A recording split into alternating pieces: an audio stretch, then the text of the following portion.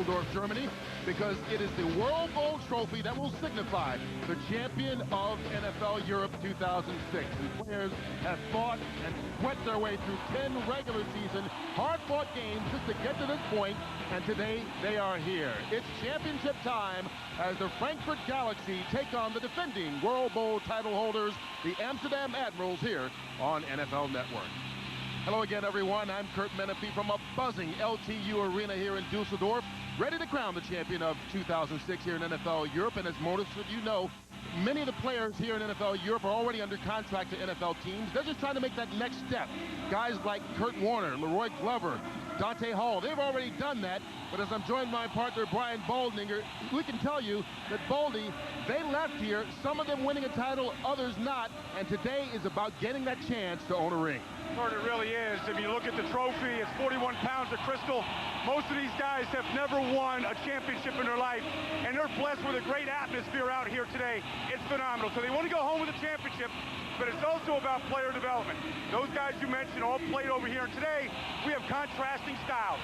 This Frankfurt Galaxy team, the best team in the league in running the football, led by the leading rusher, Roger Robinson, ran for over 1,000 yards this year. They're going to try to do it on the ground. Amsterdam, they're the leading passing team in the league, with the leading receiver, Skylar Fulton, with over almost 1,000 yards in receiving. They do it through the air. Contrasting styles. One of them's going to win. One of them's taking the World Bowl trophy home, Kurt. All right, to put it simple, the smoke will clear here in many ways, on the field and off it. A champion will be crowned. World Bowl 14 comes your way next.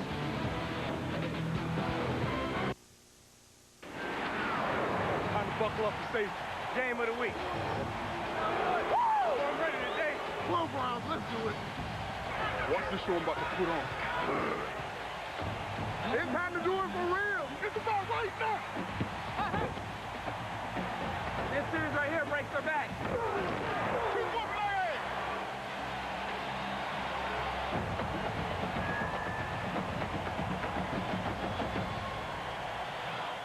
This Thanksgiving, live NFL games on NFL Network.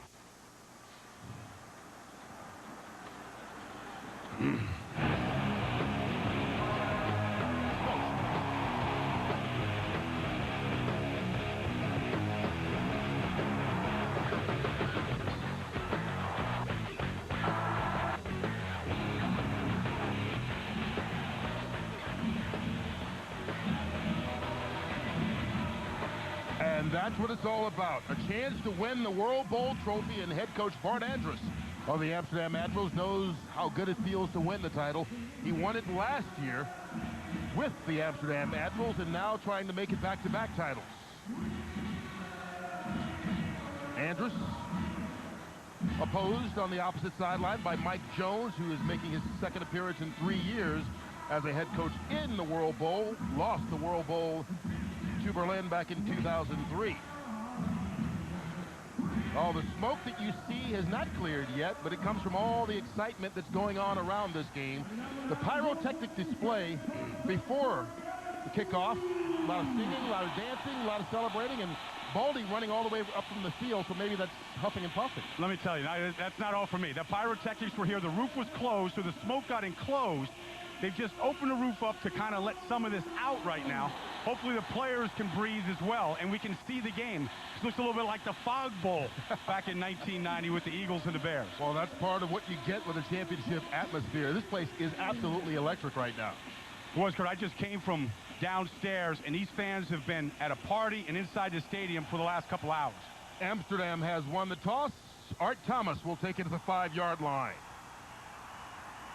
And he runs into trouble right about the 23, and that'll be it.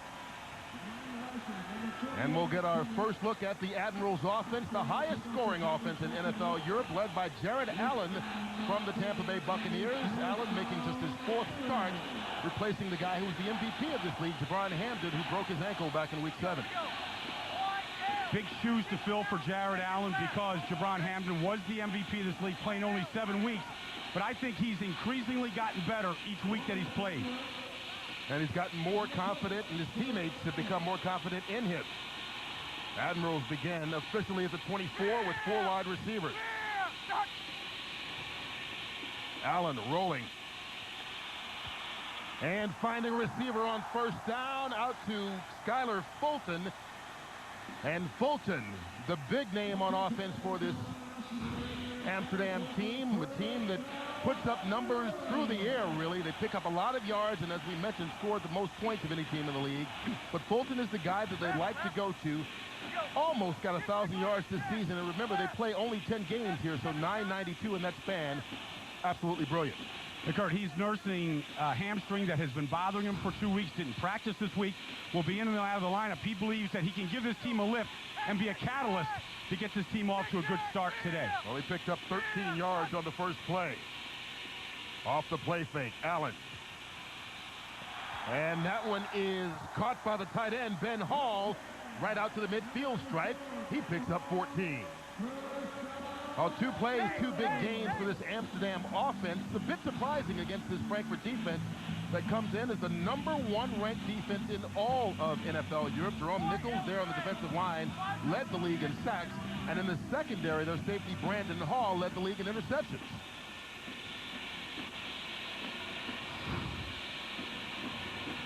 Ball on the 50-yard line. Blitz coming. Allen lost the football, in trouble, and goes down. Antoine Hawthorne credited with the sack. Well, Kurt, we said that they're a passing team, and they've come out the first 3 plays, and they've demonstrated that. This, again, play-action pass right here. Watch Jared Allen almost lose this ball. Almost slipped out of his hands right there. Got away from Benetka there. Was able to just get down and hang on to that football. But Jared Allen, as we said, taking over for the MVP of this league. He's made a lot of good plays to improve, but he has turned the ball over a lot. And remember, they just opened the roof to let the smoke clear. It is raining outside and now obviously inside the stadium as well. First run of the game, Larry Kroom, and Kroom picks up about 2 yards, and that'll be it. Justin Brown in there on the tackle. Kurt, I think at the very beginning you mentioned some of the big names that have been over here. Guys like Kurt Warner and Jake Delhomme and Brad Johnson, and this has always been a quarterback-friendly league. I mean, Jared Allen was here, went to a little small school, Florida Atlantic University, coached by Howard Snellenberger, who built programs at Alabama, at Miami, at Louisville. He's gotten good instruction. He's getting his opportunity now, and he said his confidence level is soaring. Looking for a big play on third down, needing the Frankfurt 40. Allen rolling. And it's dropped by Chad Lucas, who is right at the first down marker, but he couldn't pull it in for the catch. I think Jared Allen was actually looking for Skylar Fulton, and by the time he got all the way outside, Lucas was in his path. Another play-action pass here.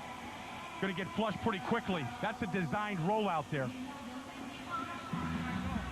Lucas gets in the way. Right behind him was Skylar Fulton coming back to the ball. Lucas with 8 touchdown catches this year. Fulton with 7. They were the 2 leading receivers in that category this year.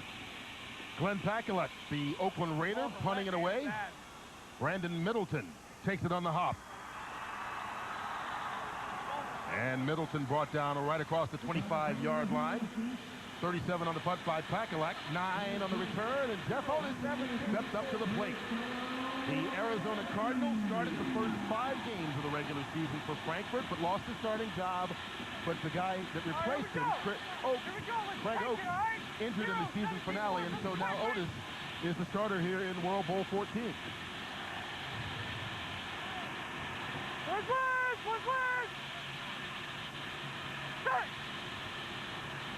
And they like to run the ball.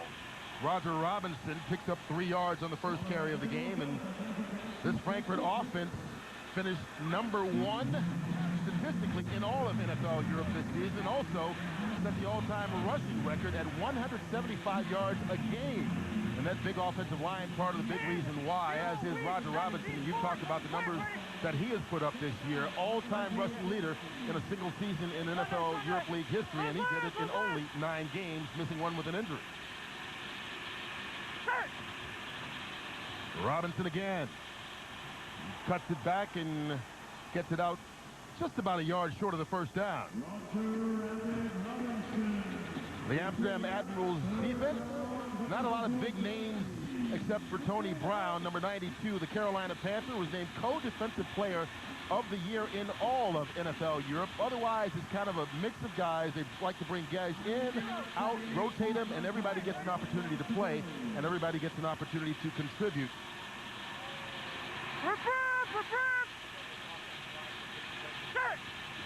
Looking for a yard. Robinson won't get it. Caught in the backfield. Nick Hanna stops him before he can get back to the line of scrimmage. Kurt running right behind the strength of this offensive line. The left tackle, Will Svitek. The left guard, Manny Aka, running right here, and they get blowed up right here. And you can see right here, you get penetration. Nice job by Earl Cochran coming in there. Penetration and a lot of orange jerseys to the football, anticipating where they were going to run on that third down. Mike Barr from the Pittsburgh Steelers on to punt. Good kick by Barr. Craig Bragg takes it as a 15. Dancing around, won't get far before being stopped by Sully O'Hanson. 52 yards on the punt by Barr. Well, one of the benefits of NFL Europe is we get players to wear microphones for us, and we get to listen in. Here we go, here we go, here we go. All right, we're going to change it up here. Let's go, let's put this in now. Have the killer instinct. H-to-1 trip. We gotta have them fucking ready. Hey, way to keep it alive. You're the man. And you get to hear it all. Wired for sound, players and coaches from both squads, including the head coaches, quarterbacks, and linebackers, and selected other players. The last play, 26 is like... Amsterdam takes over on first down. They hand it off. Larry Kroom spinning for a gain of 2 yards.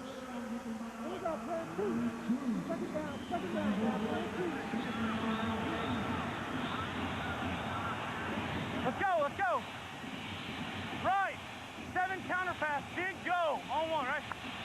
It's going to be a play action pass right here. 7 counter, going to fake it to his left and pull the ball out. Looking for Skylar Fulton to come across the formation. Fulton in the slot. Up top. They fake it. Looking. And out of the backfield is Kroom. A good move after the catch. And he picks up the first down across the 35-yard line. 11 yards on the pickup. Okay, what I see here, Kurt, early with Jared Allen is good movement. They're really moving him around right now. Play action pass right here, the 7 counter pass. Little fake to Larry Kroom. Gets himself set. Kind of hard to sit down in a meeting with Jared Allen and not pull for him, not like him. I mean, he looks you in the eye. He's polite. The guy loves the game. Won John Gruden's honor over there in Tampa Bay, and here he is getting an opportunity. On first down. Screenplay, Kroom. Bouncing it outside. And he'll dive forward for a pickup of 5 yards on the play. Kurt, I like the fact that you can open up the sound and listen to what these guys say. It's Right trade, 4-zone Tony. That's the play, 4-zone Tony. Coming from Bart Andrews there, the offense coordinator, head coach. Called hard instead of hard trade. It's like football players have their own language. Coaches, players. Then you have to try to interpret that language and learn a new one. Handoff on second down. Kroom going just about nowhere. Maybe picks up a yard before Matt Sinclair made the stop. Clark. All right, here we go. H left tray, land sliver trade option. H left tray, land sliver trade option. Trade option on one, right? H left tray. Sometimes you think it's a game of post office, Kurt. The coach calls a play. You want to hear if the quarterback can put the play out just the way he heard it from the coach. Doesn't always happen that clean. I didn't hear nearly as many words there. Looking for the 47. Allen in trouble again and sacked again. Ulrich Winkler, the German national, drops him for the loss. Kurt, that play was for their leading receiver, Skylar Fulton, trying to get inside. Here he is here. He's trying to get inside. He never gets there. So he goes outside. By the time he gets inside, he's already been hit. The play took too long. Jared Allen, he's looking for him here. He's waiting for him to get inside. That's the trust factor. He never got there. And meanwhile, the protection broke down. 2 series, 2 sacks for this #1 ranked defense from Frankfurt. Glenn Pakulak gets that one off. And it's picked up again on the hop by Lenny Williams, and he's wrapped up almost immediately. Well, the Frankfurt defense showing why they are ranked #1 so far in World Bowl 14.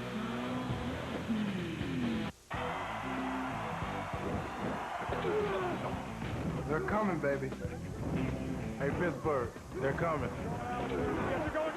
Thursday and Saturday, prime time. This Thanksgiving, the games begin. Thursday and Saturday under the lights.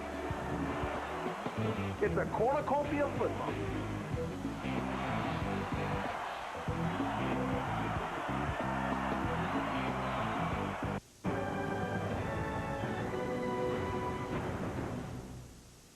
I'll tell you right now, this might be a 200-yard game. Against the Vikings, Steve Smith backed up his prediction. Throws long downfield, got no receiver. Smith is there, caught. 15 to the 10, scrambles toward the end zone. Down at the 1-foot line. He's rowing the boat down there. And that's on Fred Smoot. It's the bad part about it. He gonna talk. I have nothing to say. All I'm do make plays, block them, and go home just for what?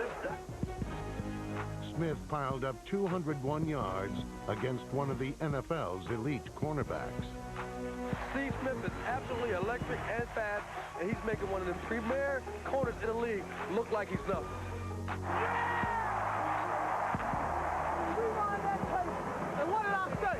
Hey, here it is, right here. I told you. Hi, I'm Brian Billick, and you're watching NFL Network.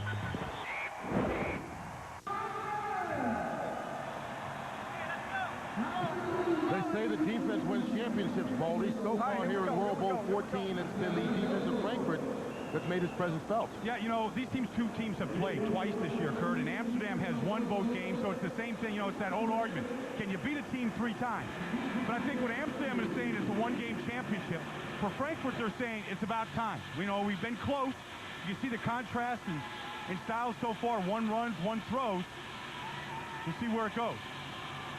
Frankfurt takes over at the 33. Otis out of the backfield. J.R. Nicholas, the fullback. He's wrapped up immediately by Derek Ballard. During the regular season, you talked about the difference in approach to how they get there, and really the numbers kind of bear that out when you take a look at them. You can see that Frankfurt runs a lot more plays per game, but that's because they run the ball and move down the field more methodically. Yeah, and you see this time of possession really plays into the team style. They're the leading defense in this league, and one of the reasons is they get the most rest each week during the game. Yeah, they're on the field for the fewest plays of any team in NFL Europe. Second down for Otis. Going up top, looking for a Hozak, tipped away. Good defensive play by Abraham Elimimian of the Chicago Bears. Good coverage right there. The Frankfurt Galaxy have got tall receivers, Kurt. Aaron Hozak right here is 6'5". They like to throw a lot of jump balls to him. Keith Willis, the tight end, is 6'5". Waller Young is 6'4". I mean, those corners at 5'9", they've got to play the ball in the air and not worry about the height of the receiver. It didn't bother Elimimian on that play. Frankfurt on third down, looking for the 43. Otis zipping it out, caught by Brandon Middleton, and he gets out near midfield, good enough for the first down. I tell you, Brandon Middleton was just picked up this week here from the Berlin Thunder for the World Bowl game. He's only been in town here for about a week. Watch him, he takes the bump right there from Justin Perkins, plays off the bump. Jeff Otis stays with him right there, gets good separation. That's a nice pass. Nice pass, right on the money right here. Is able to turn up, get a couple extra yards. Middleton playing with his third team this year, has bounced around but contributed just about everywhere he's been. 13 yards on the last play. Robinson stopped for the loss of a yard. Tony Brown in there on the tackle. So, you know, Frankfurt doesn't want to have to throw the ball. Jeff Otis is coming back off an ankle injury. He missed a couple of weeks. He was hurt against the Rhine Fire 3 weeks ago, so he hasn't practiced. He's not sharp. But if they're going to load up the box, if they're going to continue to put 8 guys up there, Amsterdam that is, then you're going to have to throw the ball. You're going to have to win on the outside. And that's what they're doing right now. They're looking at the safeties and seeing where they're at. And they're not giving Robinson a chance at all. That's his 5th carry and his first one that he's had any daylight, but it closes up pretty quickly. Atari Bigby stops him. Only 2 more in that run. That Atari Bigby leads his team in tackles. He's one of those safeties, Kurt, that likes to play up in a box. He likes to play close to the line of scrimmage. There he is. He's going to seat up right here. He's going to come up here at the snap of the ball. He's going to come up to make this play. See, he's unaccounted for. There's nobody to block him, and he's able to get that hit. So as long as he keeps seating up, Kurt, then you're going to have to almost be forced to throw the football. There's nobody to account for him. Robinson, 5 carries for 11 yards. Obviously, the focus is stopping 32. Looking for the 41. Out of the backfield, Robinson. A couple of moves later, he's going to be about 1.5 yards short of the first down. Abraham Elimimian with the tackle.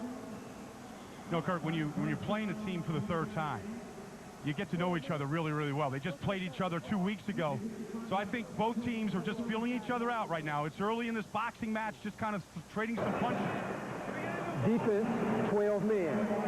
5-yard penalty, replay, 3rd down. Well, there was a flag on the play, and as you heard Jerome Boger call it, 12 men on the field for Amsterdam. No, we didn't. We didn't have 3. We had 11. You can hear Part Andrews disagreeing. Look at the replay. Sir, one thing about calling 12 men on the field, you know, every single official counts. Head counts every single play. 4 guys count the number of offensive players. 3 guys count the number of defensive players. So rarely, when they make that call, is it ever wrong, much to Bart's chagrin there. Well, it works out for Frankfurt. They get another shot at it on 3rd down, needing only a couple of yards. The pitch out to Robinson. And he still doesn't get the first down. Heck of a play by Derek Ballard. I tell you, that's an all-World League play right there by Derek Ballard, the weak side linebacker. He was voted to the all-World League team a couple of days ago. He's going to fly right here. He reads that play. They've seen it on tape. They scouted it. And you can see where Roger Robinson goes. He goes sideways when he gets hit here.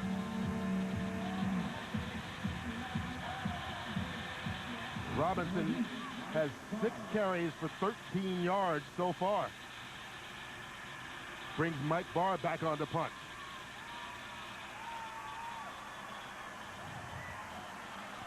And that one stopped inside the 5-yard line. At the 2. Good punt made by Barr. 2:34 left to go in the first quarter here in World Bowl 14. We are still scoreless.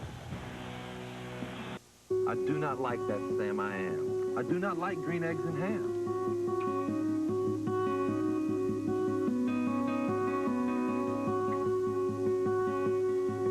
NFL players have been helping United Way confront some of the biggest problems facing American communities today.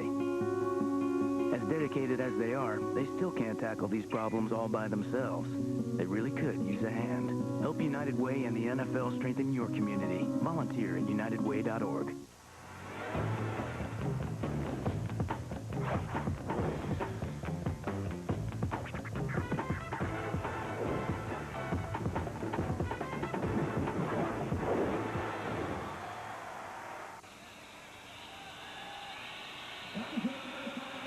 It's the championship game of NFL Europe, World Bowl 14, and so far, no score here in the first quarter as Amsterdam tries to defend its title against the Frankfurt Galaxy club that has won 3 World Bowl championships and is now making its 7th appearance in the NFL Europe League title game.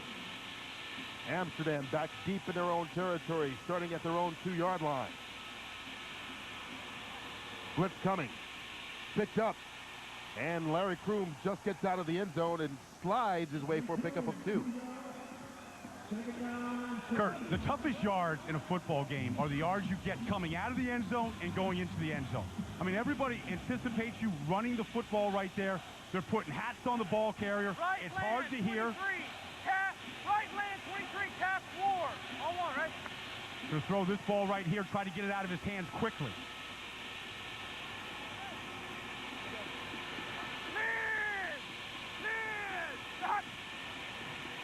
The play fake. He slips in the end zone and is brought down for the safety. Jerome Nichols, who led the regular season in sacks, Gets his first today, and it's worth 2 points. And that's the biggest sack that he's had this season. Maybe the biggest sack in his career.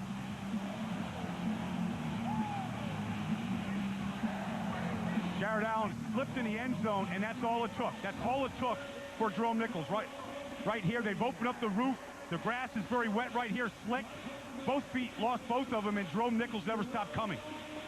That's all a defensive lineman wants, is for anybody to slip back there, because they're not slipping. They're just coming forward like that. Well, Nichols, a member of the Green Bay Packers, and just looking for an opportunity. He spent last year on the practice squad with the Washington Redskins, now has been signed by Green Bay, and looking forward to showing them what they can do on a team that really everybody has a new opportunity when you've got a new coaching staff. Sure, I think he comes out of a program at Wake Forest.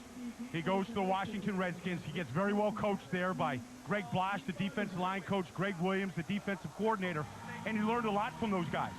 And so he's trying to take what he's learned from those coaches. He said he's actually got a coach in his head right now. He said he knows when his hands aren't right, where they're supposed to be. He hopes to be able to take the techniques that he's learned and take them back to Green Bay this year. And he said, look, they've signed a lot of guys in Green Bay, which tells him, it tells us, they're not really sure what they have. They're signing a lot of players. Going to find Mike McCarthy, the new coach up there this season, trying to find the right mix of players. Looking for guys and giving guys opportunity, and he has certainly taken advantage of his chances here in NFL Europe. Pakaluk with the free kick. Lenny Williams.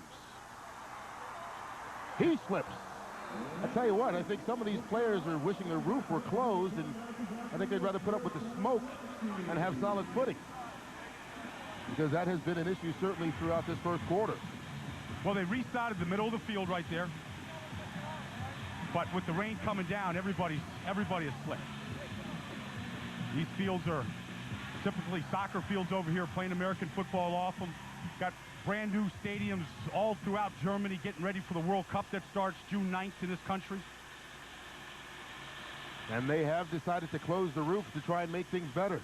We'll see. Out of the backfield, Butchie Wallace, and once again, not far to run, as Claude Harriott stops him for a loss of about 4.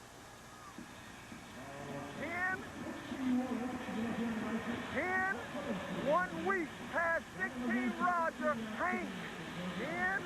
1 week. All right, 1 week past 16 Roger Hank on quick right. All right, he's got a dig route. He's got an in route coming from one receiver, and he's got a Hank route from the other receiver. 2 receivers set right here. Going to read it on his drop back. Behind Hozak, incomplete.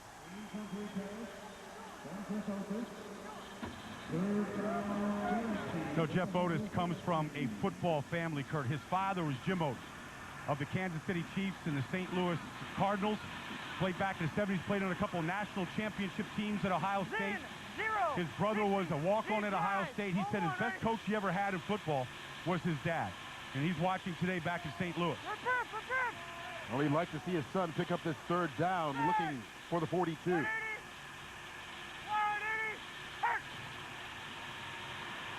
With time.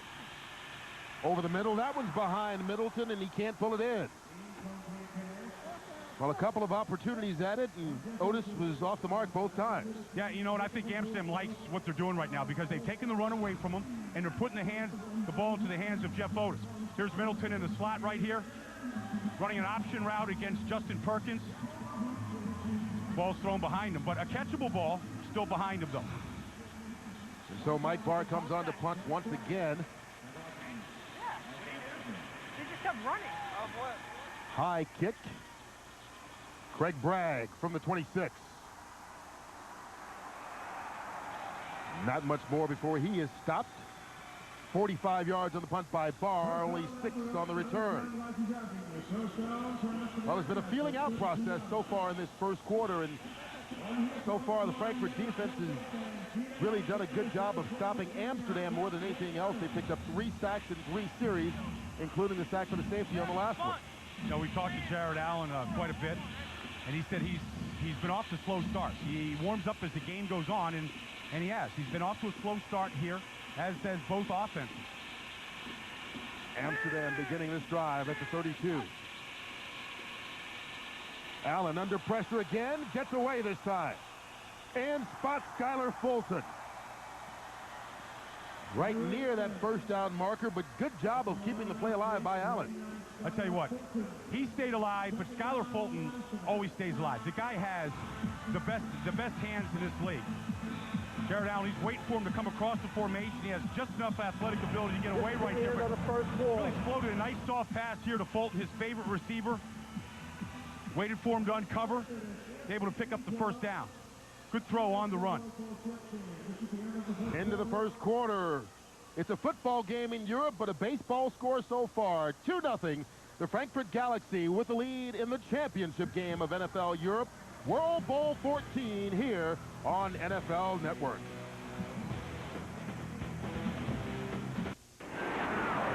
Time to buckle up and say game of the week. Woo! I'm ready today. Whoa, Browns, let's do it. Watch the show I'm about to put on. It's time to do it for real. Get the ball right now. This series right here breaks their back. Keep walking ahead.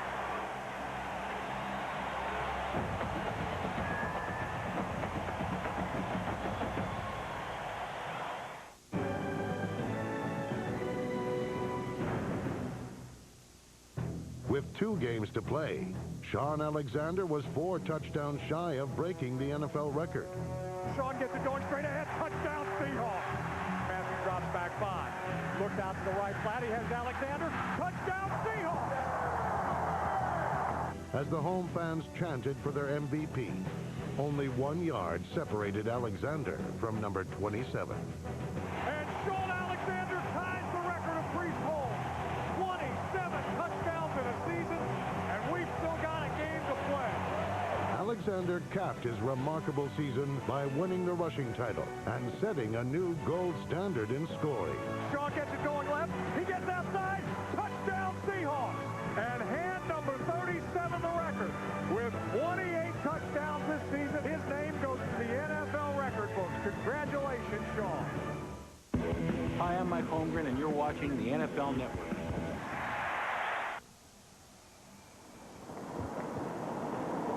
Here in Dusseldorf, Germany, the Kunstmuseum. Modern art, that's what they keep in there. Yeah, well, I would think that it's a modern building. Modern art in the modern building. You know, this Dusseldorf is the home of the Rhine Fire, Kurt. And the Rhine Fire didn't make it. And so, but there's a lot of Rhine Fire fans here. They brought their drums, their uniforms, their whistles, and they've got a decision to make, who to root for. There is a huge rivalry between them and Frankfurt. Amsterdam is 2 hours away. Curious just what side they're on here today. A lot of people don't want to root for Amsterdam because they're defending champions, but you can't root for your rival Frankfurt, can you? Allen gets that one off to Larry Kroom. Kroom picks up a couple of yards on the play.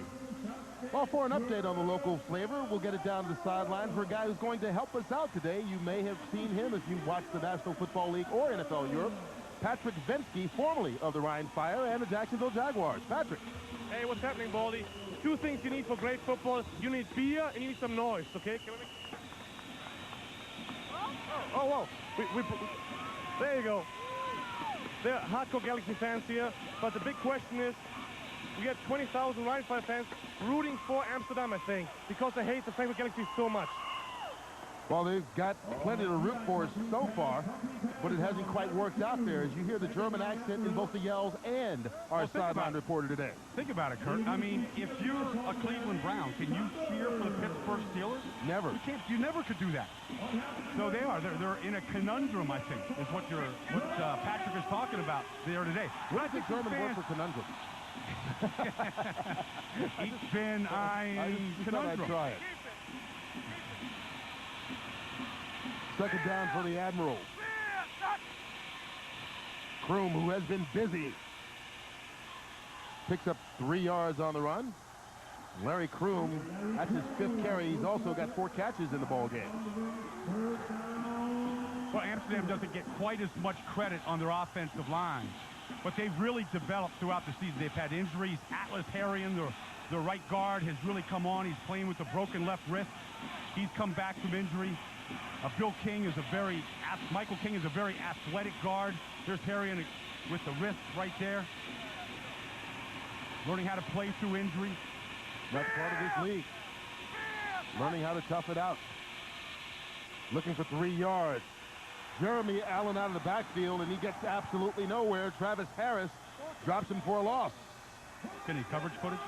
Not yet. And once again, Frankfurt stops Amsterdam's offense. That's Jerome Nichols right there, putting the pressure and then coming back, doubling back. You want to see the effort right here in a championship game. Travis Harris with the form tackle, and then Jerome Nichols coming to clean up. Jerome Nichols responsible for only points on the board today when he had a safety against Jared Allen. That one goes over the head of Lenny Williams into the end zone. 51 yards on the punt, still net 31, and Frankfurt's offense will get a shot at it from the 20 when we come back. NFL player development provides continuing education, internship opportunities, financial education, life skills, and player assistant programs. With the help of the NFL's Player Development Continuing Education Program, I was able to get a bachelor's degree and an MBA. I took advantage of the internships and learned business skills that helped me open my own restaurant.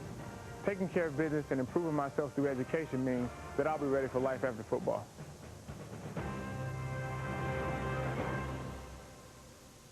I do not like that Sam I am. I do not like green eggs and ham.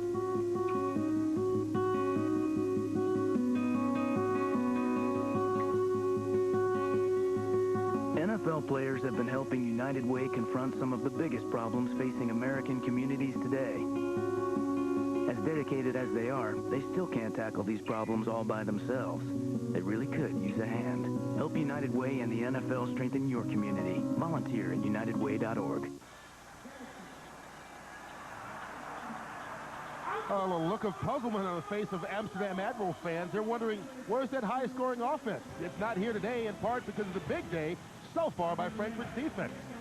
3 sacks from Frankfurt here early in the second quarter, but Jared Allen, not much room to maneuver, to look around right now. And, of course, the biggest one, a safety. And that's where we're at, Kurt. 2-0. I mean, look, championship football, guys come out, they play tight.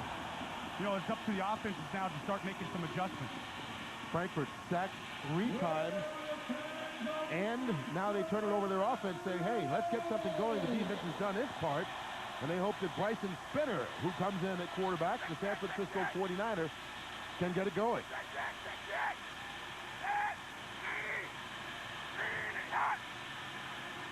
He hands it off to Butchie Wallace, and Wallace picks up 5 yards on the run.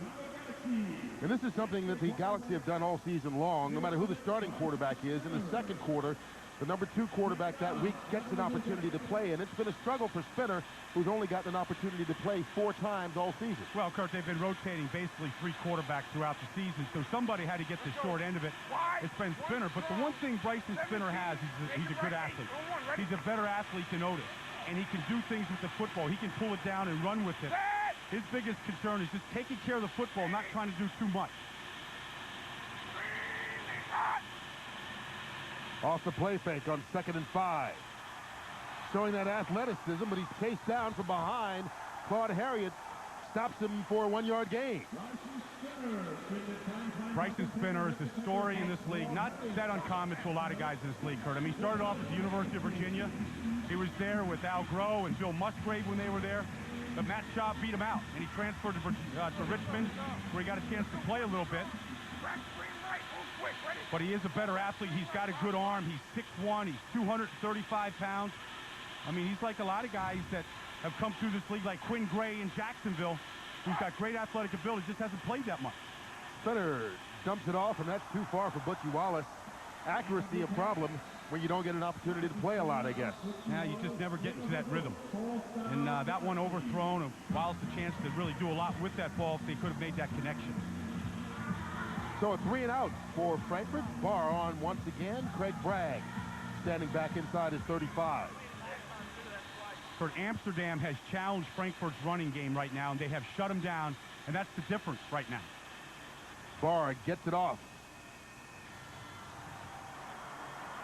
Bragg Not much on the return. 45 on the punt by Barr, just 3 on the return. Kurt, we've been coming over here for 10 years covering this league, and it's like the ultimate reality show. I mean, these guys start off in Tampa with a 3-week training camp.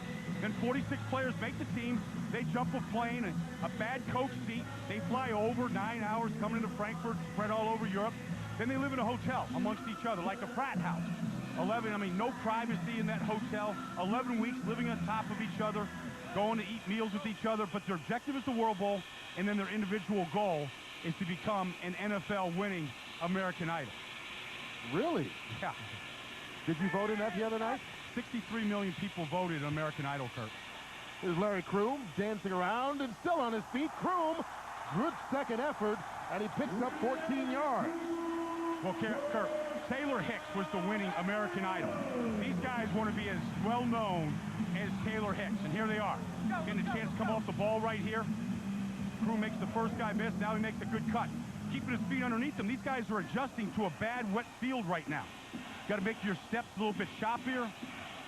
Learn how to become a mutter right here today. Ball's out at the 46. Allen. Kroom. And he picks up 4 more on the run. Now, Larry Kroom really going to carry the workload for Amsterdam today. He's their leading rusher during the regular season, but usually splits time with Diamond Ferry of the Atlanta Falcons. And Ferry suffered an injury and illness, really, intestinal flu after the last game, and so now Kroom is basically left to his own to be their guy. They picked up Jermaine Allen from the Berlin Thunder just this week to at least have a backup, but Kroom will carry the bulk of the takes. Allen pulls it down and runs. And that's something he can do as he picks up the first down. Good running ability from a guy when you need it. Kurt, we're talking about American Idol and reality TV and all that kind of stuff. I mean, Jared Allen, he got married. He got married in training camp. This trip over here has been his honeymoon. Wife is with him right now. He's pulling the ball down right here. It's a championship game. You go head first, Kurt. I mean, you know, you Pete Rose it right in there, get yourself a first down and move to 6. To the Frankfurt 43. Kroom cut it right back into traffic and will only pick up 3 yards on that run. You were talking about Jared Allen having his honeymoon here during NFL Europe. Does your wife like it if you honeymoon? Work every day while you're on your honeymoon? Hey, let me tell you something, Kurt. Some part of that marriage is paying the bill. Okay. it's kind of part of the arrangement that you have. And so if this helps pay some of the bills, you know, it's not a bad place to be. Yeah, you can pay more of the bills and use it as an opportunity to get back into the National Football League.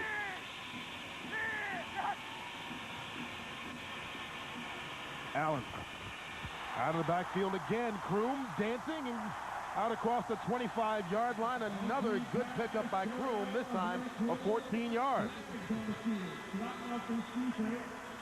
There's a flag back in the backfield. Personal foul, roughing the passer, defense, number 93. Passes into the goal line, first down. And that's on Jerome Nichols, and so they will tack that on to the big run. Kurt, these rules are no different here. Here's Jerome Nichols up at the top. Nice spin move right there. But yeah, I mean, they're going to protect the quarterbacks in this league. They're going to protect the quarterbacks in the NFL, in college. Not going to let them take those shots like that at the end. It's hard on a defensive line, especially when your momentum is going forward. But part of playing at the NFL is learning how to control your body and not get those unnecessary roughness calls. After the penalty, ball's on the 12-yard line. Here's the blitz. Allen towards the end zone, too high for Chad Lucas, incomplete. Kurt, we talk about reality TV. They're in training camp for 3 weeks. 46 guys coming together, didn't know each other. Watch the protection here of Amsterdam. I mean, Frankfurt's going to blitz both A gaps. Here they are. They're both coming up here. Both these guys, Travis Harris picked up real well. Allowed Allen to have a nice view of Chad Lucas in the end zone there. Good protection, good blitz pickup. Good job by Bart Andrews coaching during the week. 4 receivers in for Amsterdam. Here's Kroom. Cutting it back. Kroom cuts it into the end zone for the touchdown.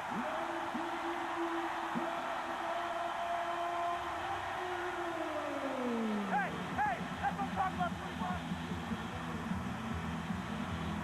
21. Larry Kroom has been the workhorse on offense so far for the Admirals, and this time he makes it pay in the score. We saw a lot of good runs from Larry Kroom on that drive. A lot of it was him, and I think he's adjusted his running style on wet turf. Gone to more of a choppy step right here, able to make some real good cuts wherever guys are slipping. Kroom has got his feet underneath him. Ryan Killeen on for the extra point. And the Amsterdam Admirals, with their best offensive drive of the day, culminates in a touchdown run by Larry Kroom, and the Admirals are on top.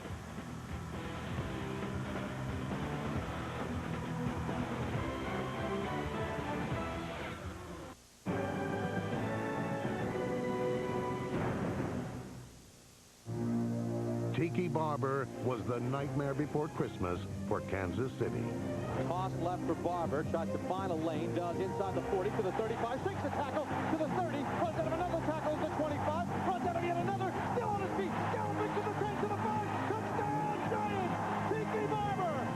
Tiki's performance was the greatest ever by a Giant running back. Cuts it at the 10, to the 15, to the 20, to the 25, to the 30, up the right sideline 40, across midfield to Chiefs territory, and run out of bounds at the Kansas City 35-yard line. Barber accounted for over 60% of New York's offense and set a new Giant record with 220 yards rushing. Tiki Barber has just set a new Giants record for rushing yards in a single game, a record that has stood since 1950. See what it takes to be an NFL cheerleader with the Bucks and the Chargers. You're looking around, there's 100 girls. Not everyone's going to make it. Dance it out when you get here. Feel the heat with making the squad. It's healthy competition. There's no guarantee. The sweat. The tears. The joy. 176. Making the squad starts June 5th. Only on NFL Network.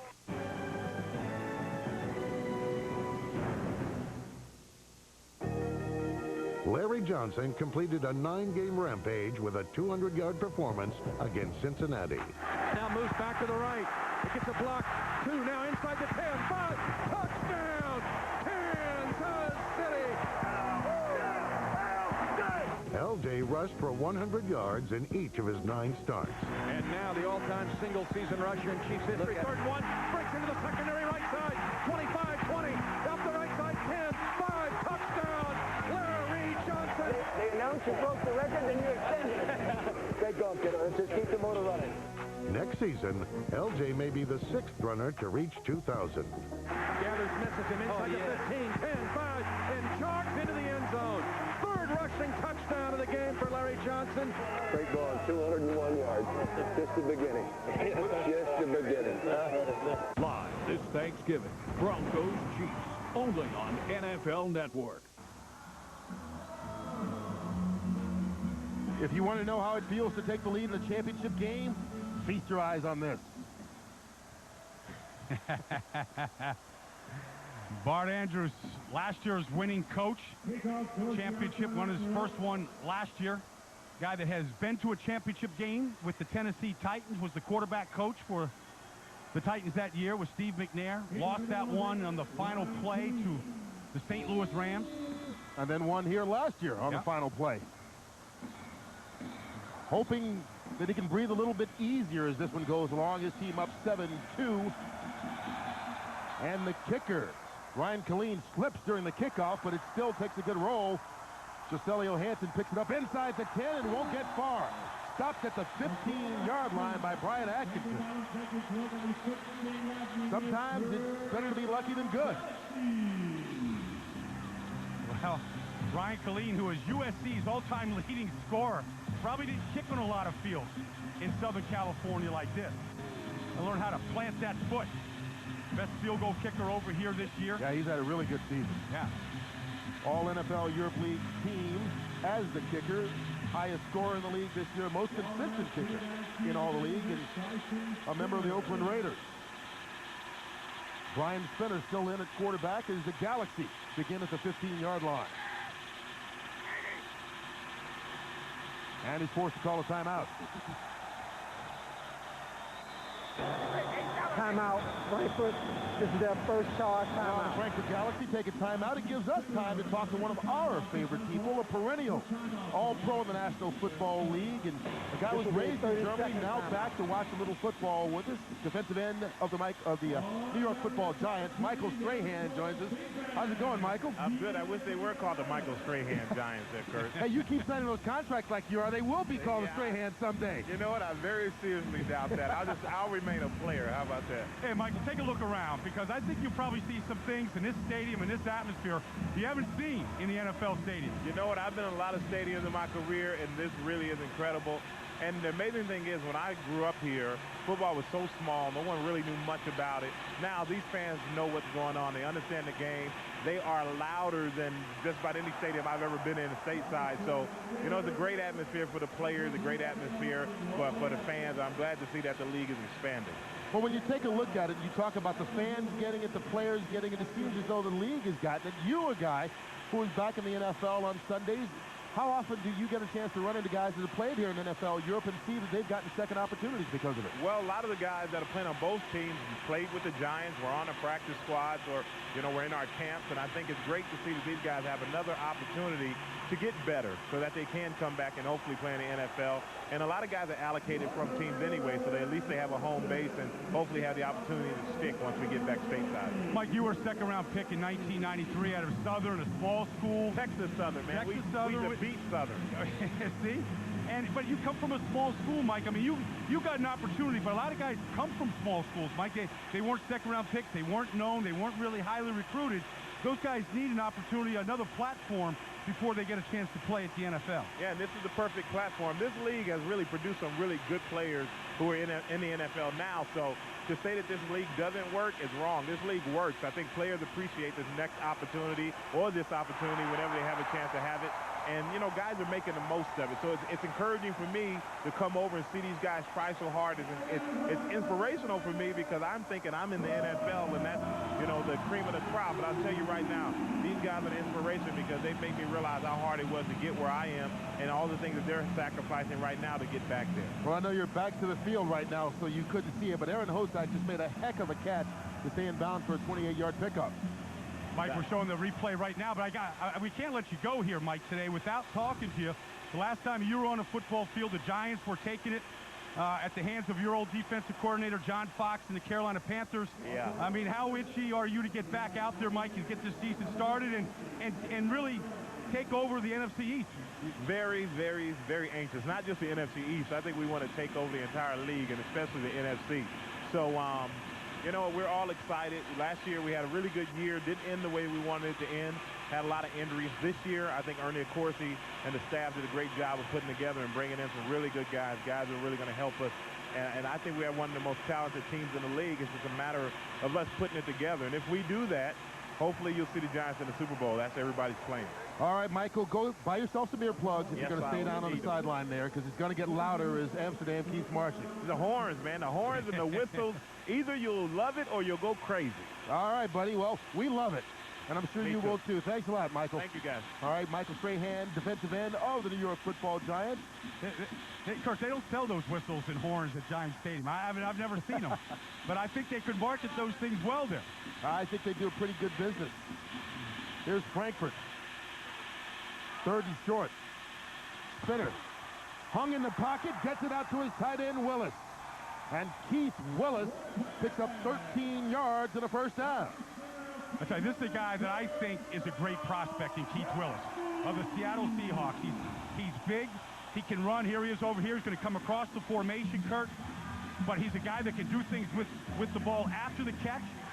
He was a basketball player. You know, one of those guys that's kind of a hybrid. Like we see like Tony Gonzalez in this league right now, but he can block, he can run after the catch, he's got good hands. Excellent prospect in Seattle. First down at the 30. Spinner. He's got Willis. Once again, but he's off the mark. Watch Keith Willis here. I mean, watch this guy get down the field from the tight end position right here. Gets behind him right here. Now he can run. Now he lengthens his stride a little bit. There he is open in that dead area in front of the safety behind the linebacker. But you can see Spinner got hit as he threw that football. And those are the kind of things, you know, like Bryce and Spinner right there showing that if I don't get hit, we got a touchdown. So it'll be second down.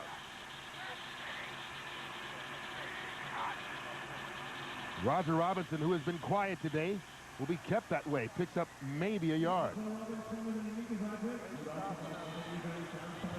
Hey!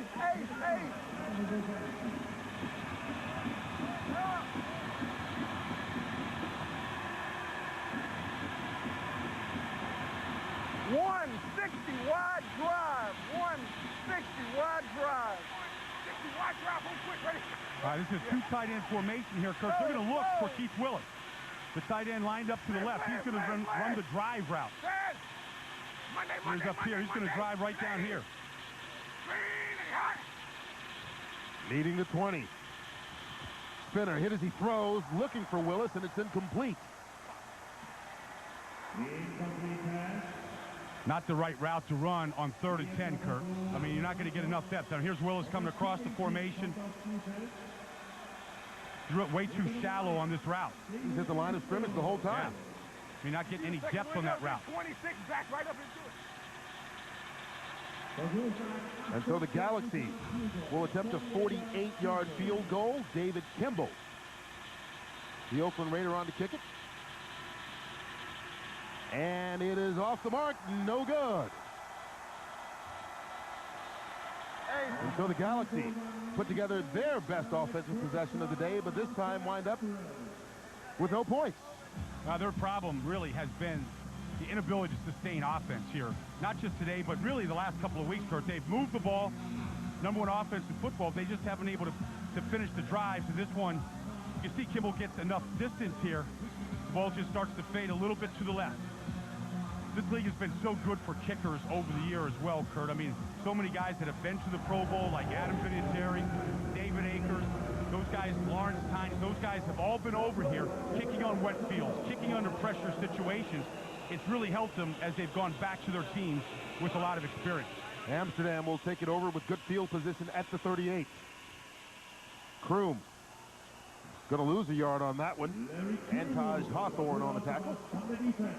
And as you take a look and you see the logos and the helmets and on the jerseys of these players, you'll see their NFL teams. That means that they are currently a member of that squad, already under contract.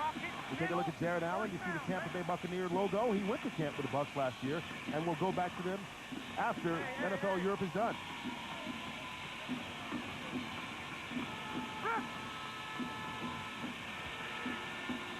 Screenplay.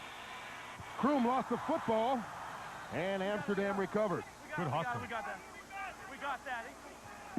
Well, there's a struggle going on down there. Marco Kavka, the tackle, initially recovered for Amsterdam. And the Admirals will keep it. Oh, now there's a discussion. They're still trying to settle this thing. The ruling on the field was that the defender did not possess the ball and have an incomplete pass. This is also the 2-minute warning.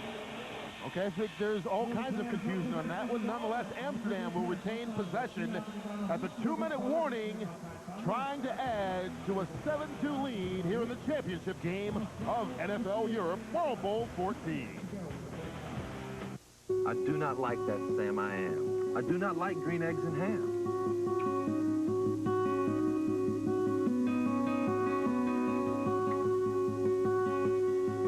NFL players have been helping United Way confront some of the biggest problems facing American communities today. As dedicated as they are, they still can't tackle these problems all by themselves. They really could use a hand. Help United Way and the NFL strengthen your community. Volunteer at unitedway.org. Set Giants camp for launch. Launching Giants camp.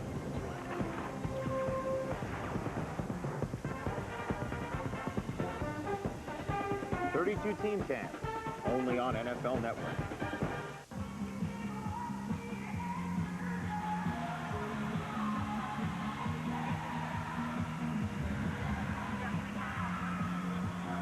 the Amsterdam Admirals holding on to it. There is no instant replay rule here, so it doesn't matter. Once the call is made on the field, it will stand. Watch, this ball's going to come out of Kroom's hands, but watch Marco Kafka here, the right tackle. Watch this hustle. Championship game, you want to leave it all on the field. Ball's loose. Right tackle went diving for it. Tell you, that would catch my eye. I'm watching tape here, watching Kafka go after that football. A member of the New York Jets. Allen and the Admirals looking for the 48. Flags on the play. Looks like it's going to be a false start. We'll get the call from Jerome Boger, our referee. Prior to the snap, false start, offense, number 85. 5-yard penalty, third down. Torrey Humphrey, the tight end, call.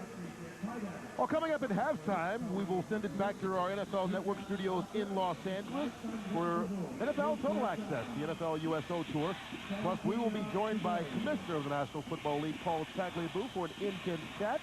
And we'll break down the first half for you. It's all coming up at halftime here on the NFL Network.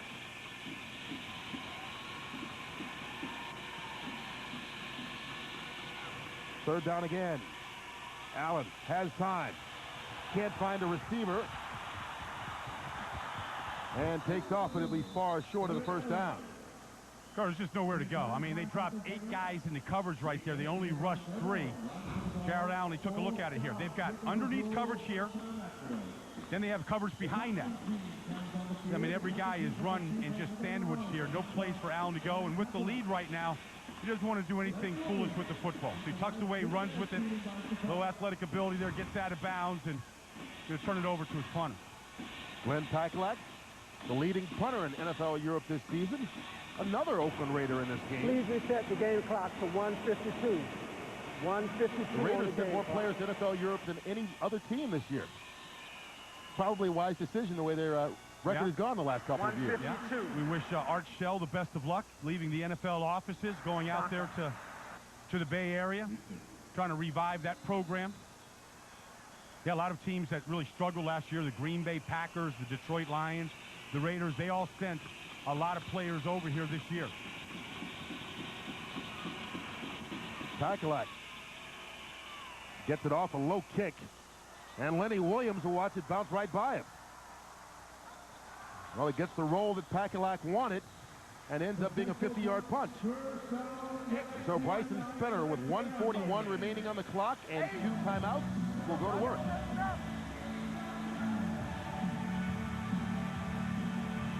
Here we go, here we go, here we go. Here we go, here we go. Here we go. Let's go. X in 1:66. 8 post. On 1, ready? X in 1:66. So with a minute and 41 seconds to go, this is basically your basic 2-minute drill right here. Something all quarterbacks practice from almost the first day of training camp on, and they like this drill. Starting at the 13. Over the middle, Brandon Middleton hangs on to it. 11 yards on the pickup and a first down. Kurt, one of the reasons why they like the drill is it gets simplified, the number of plays they use is simplified, and at the same time it allows them to show their leadership ability. The ball touched the ground prior to completion. Oh, they changed the ruling on the field and decided to call it an incomplete pass. Take a look here. Brandon Middleton running just the end. I think that ball did slip out of his hands before Atari Bigby put the wood on him. But did it touch the ground? Once again, there is no instant replay, so it doesn't matter. The call will stand. Robinson spinning, going nowhere. Claude Harriet again, and Roger Robinson has not been able to get going in this ball game at all. The thing about Roger Robinson, though, Kirk, is he has tremendous endurance. He doesn't fatigue, and this guy's over here to compete. He'll come out in the second half, and they'll have a much better game plan to start that second half. 11 carries, 25 yards for Robinson, and it's 3rd and long. Spinner slips, flag goes down. And we'll see what the penalty is as Spinner is stopped.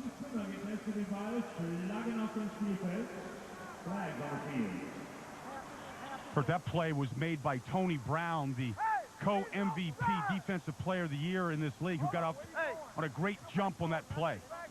forced a holding call by Frankfurt.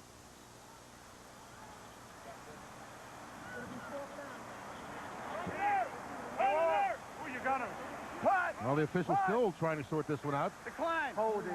Offense, number 65, has been declined. The result of the play will be 4th down.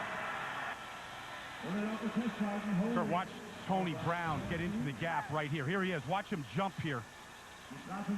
See, and there's the hold right there by Isaac Schnell. They declined the penalty here because it's going to be 4th down. Amsterdam would like to get the ball back because they still have 3 timeouts. Amsterdam. This is their first charge timeout. And now they use 1. 30-second timeout.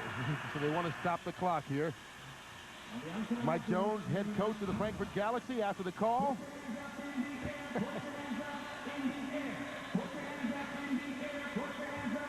Not exactly happy with the officiating so far.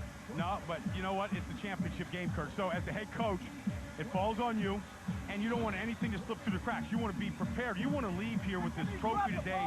You got to use everything you have, every trick you have to get things going your way.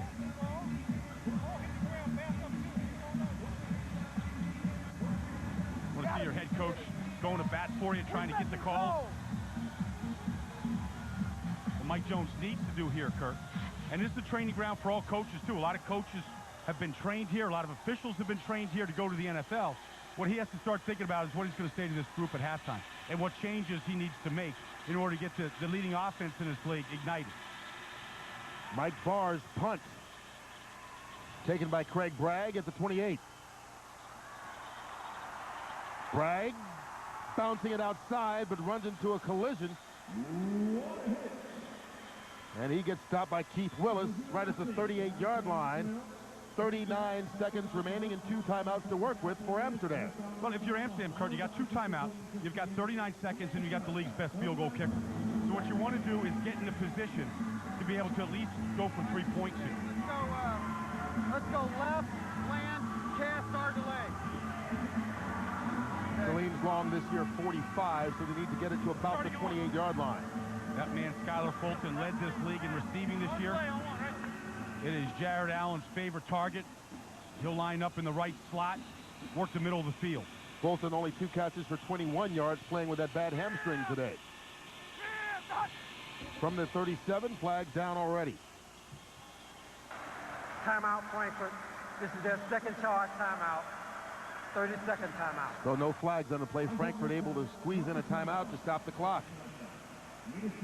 But so much of football today, Kurt, is just a chess match and matching personnel. And so I think Mike Jones wanted to make sure that he had the right matchup out there, the right defensive personnel against the 4 wide receiver set that Amsterdam put out there. I know, I will. Hey, that's what the replay. I'm going to see what they scored. I know it's a check it out. Yes. I know it's still a check it upset. out. I can't blame that part of it. But go to Jared Allen. Outside. He is still upset about the call on the last offensive possession by the Frankfurt Galaxy. And as you said, as the head coach, at some point you got to regain your focus to get ready for halftime.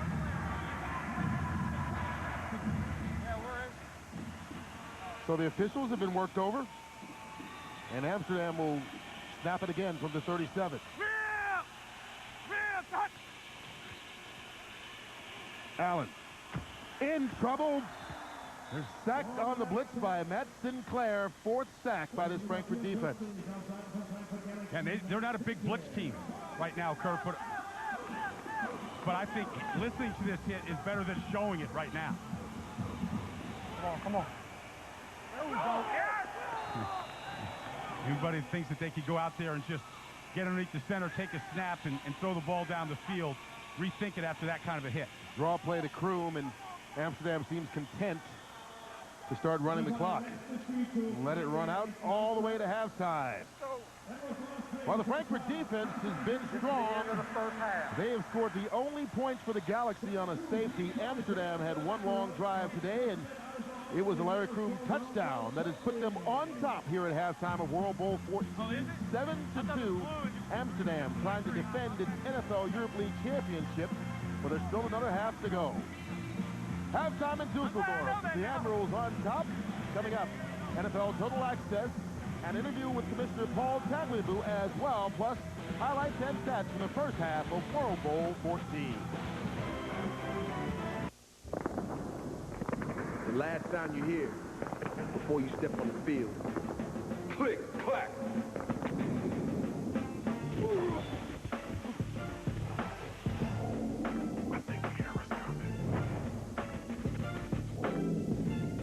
Quick, clack.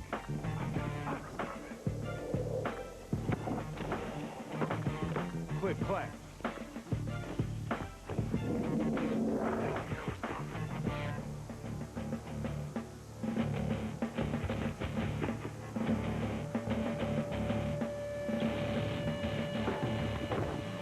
Click, clack.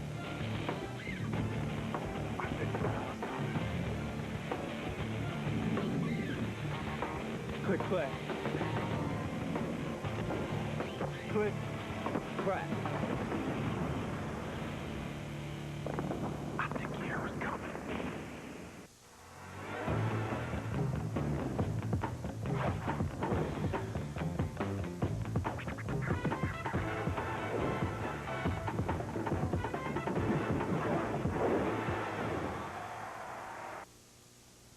Hi, I'm Rich Eisen, stateside in NFL Network studios, welcoming you to halftime of World Bowl 14. The commissioner is at the game in advance of leading a contingent to visit United States troops who are wounded in action now stationed in Germany.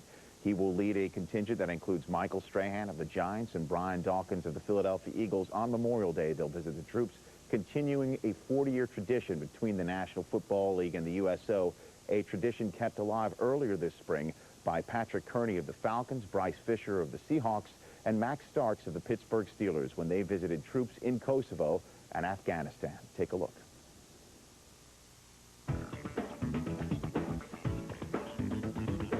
the NFL players are here today, we kind of thought we'd do something a little bit special. What we're doing is the NFL Combine. We're going to be judging some guys doing some bench press competition. You know, we're going to see if they got some of this stuff like that. Oh, this is my ring. I penciled him in at the last second. A little Guns N' Roses in the iPod. Yes, would it work? Here it comes. Here it comes. Big dog. Come on, two more. Come on, boy. Come on. This thing is tight again.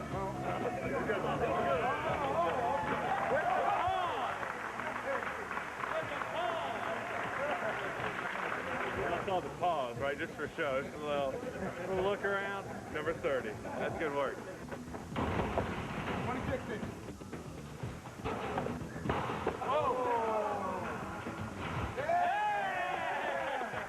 Three-cone drill. Wow, not my event at all.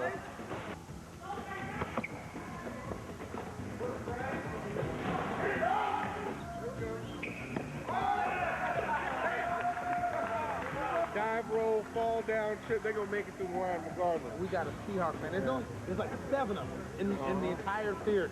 I think we deployed all of Pennsylvania out. Did. But that's all right, though. Tell them your name. Who'll be on NFL Network? William Fuller from Great Falls, Montana. And to have the NFL players here is really going to do a good job for our morale here. It really pushes us up. People will talk about this forever. On down range. Go see the real boys in action. Never traveling on military flights. Need earplugs, and a pillow. And a good book. A good book. That's it for us here in Los Angeles. We're going to now send it back to Dusseldorf for the second half of World Bowl 14. NFL player development provides continuing education, internship opportunities, financial education, life skills, and player assistant programs. With the help of the NFL's Player Development Continuing Education Program, I was able to get a bachelor's degree and an MBA. I took advantage of the internships and learned business skills that helped me open my own restaurant. Taking care of business and improving myself through education means that I'll be ready for life after football.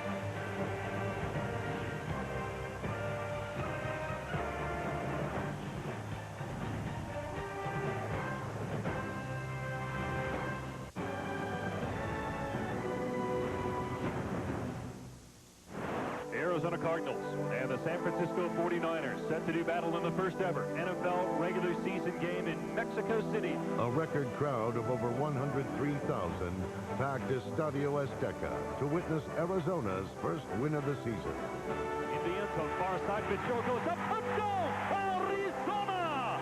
Larry Fitzgerald with his second of the year. Josh, take a shot. Viene el ovoide, Macao, alcanza a lanzar, pase completo. Thank you, Jesus. Arizona, Aqua Folding, 81 en 81, anda lucido en esta noche.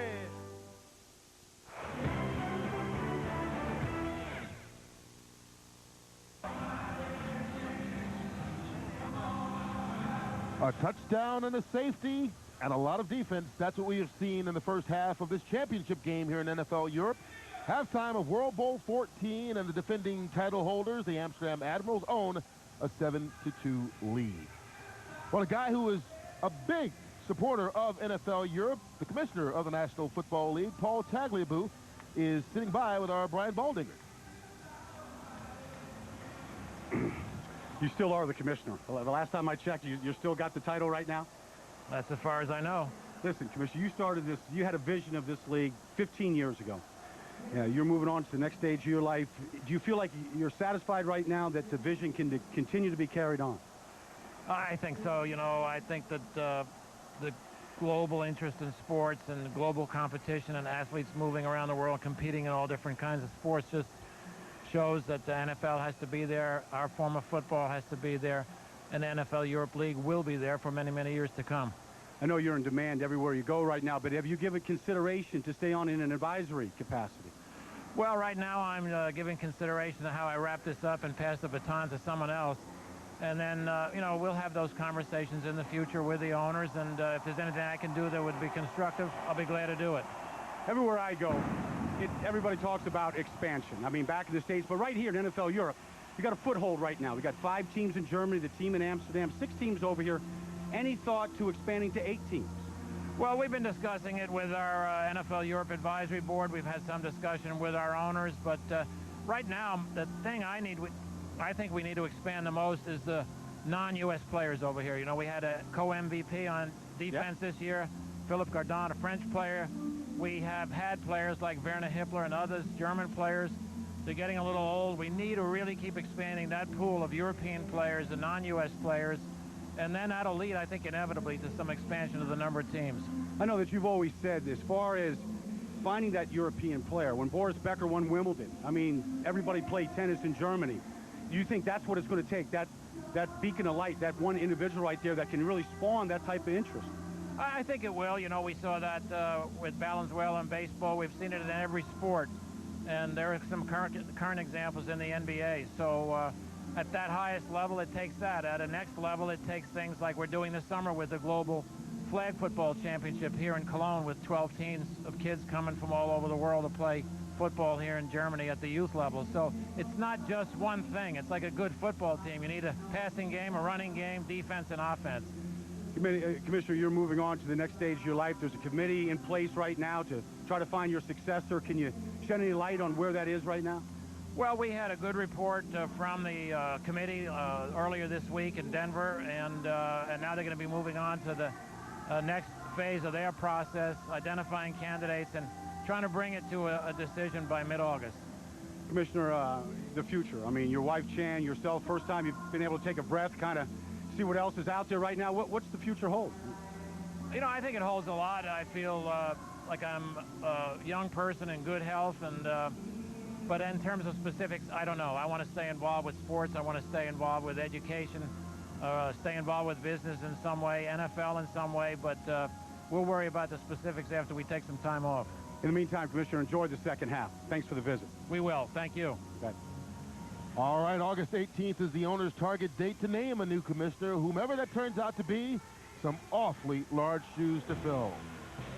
Second half of World Bowl 14 comes your way right after this timeout here on the NFL Network.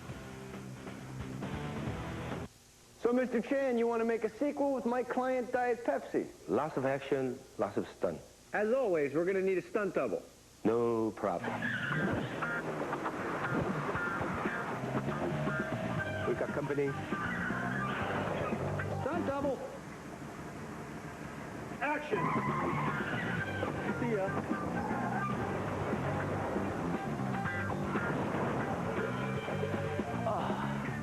That's gonna hurt. You paid for 300 horses. Are you sure you're getting all of them? Choose Q from Quaker State. Q's patented heat-activated formula fights power-robbing friction better than any conventional oil to help maximize power and let all your horses come out. Q from Quaker State. Unleash all your horses.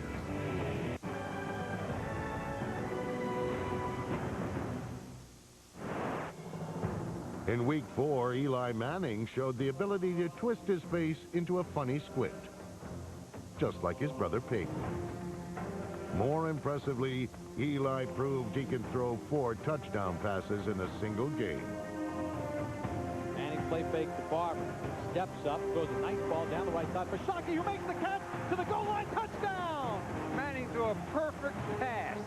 Peyton Manning has a knack for making perfect passes appear routine. Manning back, sets in the pocket, lobs one right to Burris. Touchdown! Together, the Mannings threw 8 touchdown passes without an interception as their teams dominated. Marvin makes the catch, gets down to the 10, down to the 5. Touchdown, Marvin Harrison! Stay tuned as these brothers in arms eclipse more NFL records.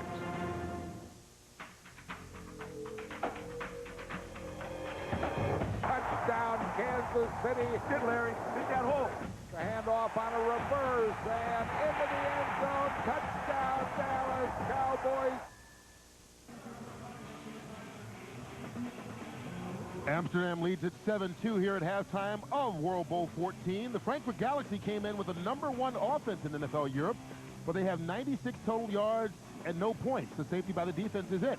So if you're the head coach, what do you say to that top-ranked offense at intermission? We gotta improve on that part. Offense, we gotta pick up the speed and tempo. We gotta pick it up. Second half, we gotta go claim it now.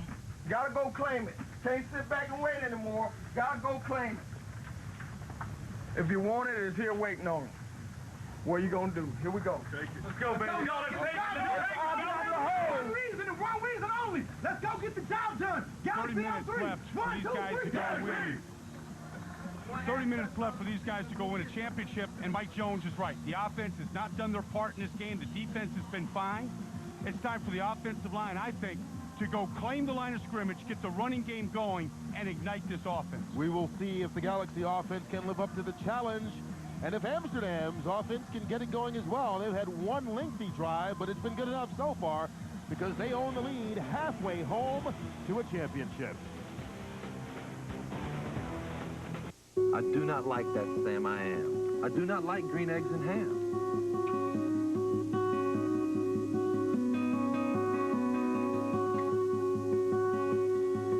NFL players have been helping United Way confront some of the biggest problems facing American communities today. As dedicated as they are, they still can't tackle these problems all by themselves. They really could use a hand. Help United Way and the NFL strengthen your community. Volunteer at unitedway.org.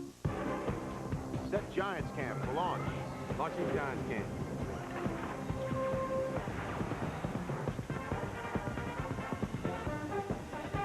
.32 team camp, only on NFL Network.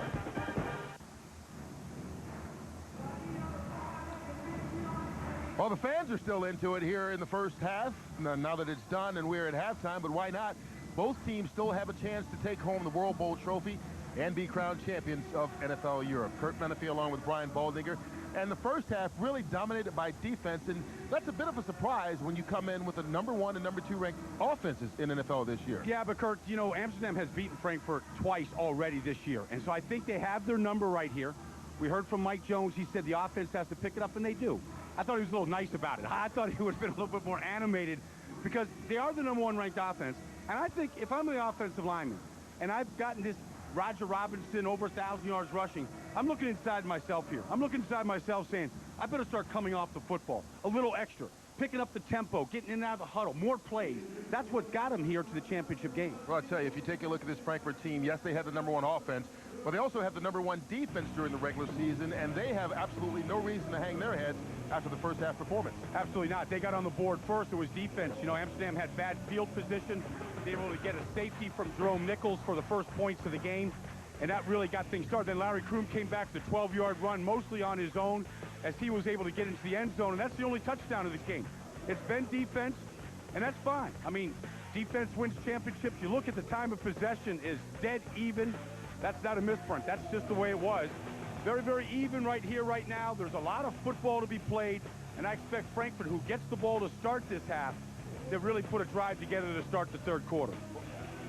Well, Roger Robinson came in as the more heralded running back because he set the all-time single-season rushing record. But in his first half, it's been Larry Kroom who has been the go-to guy for the Amsterdam Admirals, and he has answered in addition to the 86 total yards. He has the game's only touchdown.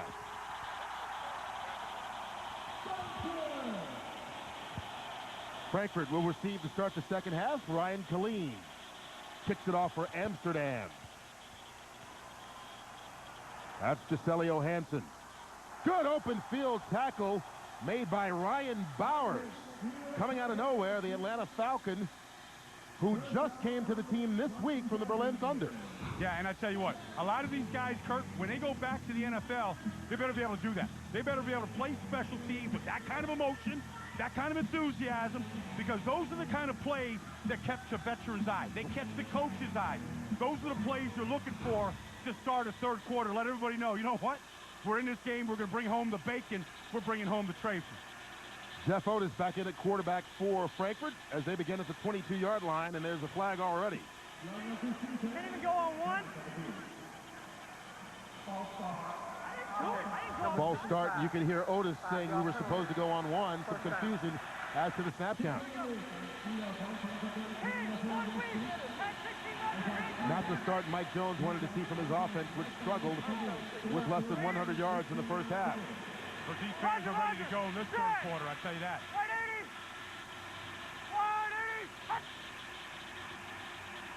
Otis. And that one's caught by Aaron Hozak. And Hozak out to the 29-yard line. His first catch of the day. 12 yards on the reception.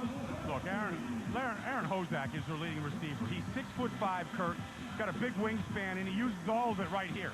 He's got soft, buttery fingers, soft hands, and you got to get the ball up to him.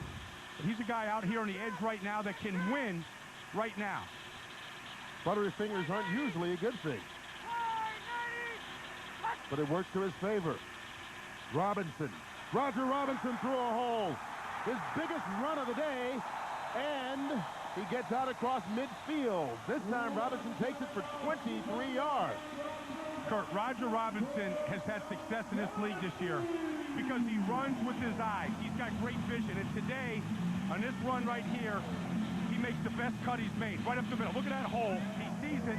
Now he shoots the safety. Atari, there he is.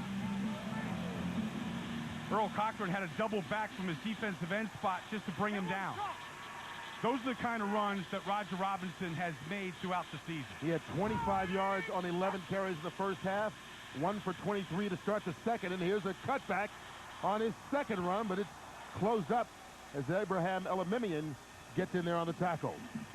Kurt, most of Roger Robinson's big runs this season has been off of a cutback, where he really presses the hole. He takes it up as far as he can, and then boom, now he uses his vision and his speed. But Amsterdam is ready for it here.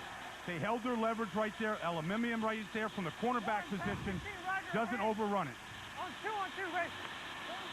You see Robinson's numbers already more than he had the entire first half.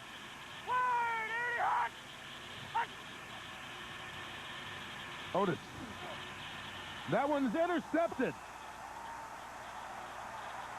And then taken away. Well, we had one official say an interception and then another, and they give it to Frankfurt. Aaron Hozak got in there and took that ball away from Abraham Elamimian. Kurt, as long as you've been watching football, don't they always say the tie goes to the offense, goes to the receiver? All right, here we go. Aluminium jumped. He played the route perfectly.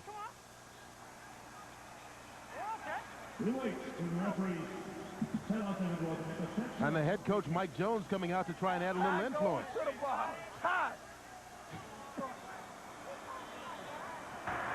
The ruling on the field is that we have a simultaneous catch by the offensive player and the defensive player, which results in a first down. Well, if they do call a simultaneous catch, it goes to the offense.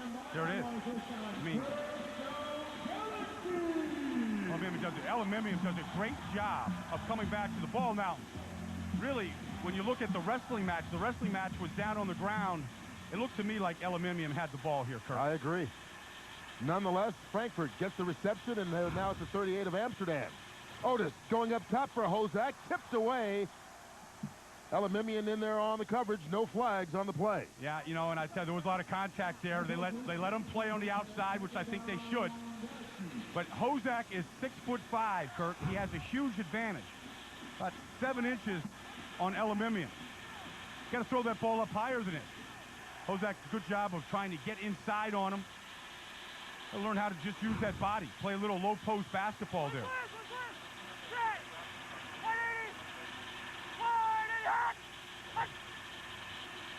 The draw play.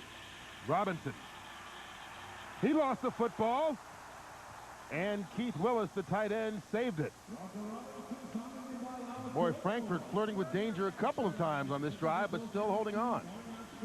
Yeah, and that's just the one part about Roger Robinson that would scare me if I'm the Arizona Cardinals. He's fumbled the ball a lot this season. You see, he's even got both arms around the ball. The ball still gets knocked out. So making that hit there was Atari Bigby, a safety we've talked a lot about today. He led this team in tackles this year, and he put his hat on that ball. Galaxy needing to cross the 28. That one batted away. Earl Cochran fits that big paw up there and knocks it down for an incompletion. Hey, Kurt, if you can't get to the quarterback, get your hands up. It's a fundamental all defensive linemen are taught. Earl Cochran coming up in the middle right here. Can't get to the quarterback. Watch him time this. Gets the big paw up. Shuts that third down. And so a punting situation as Mike Barr comes on again. High kick, but too much of it. Into the end zone for the touchback.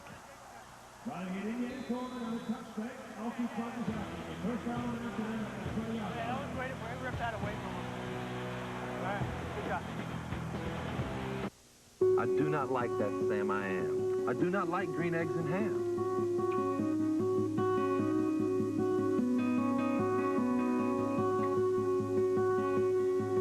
NFL players have been helping United Way confront some of the biggest problems facing American communities today.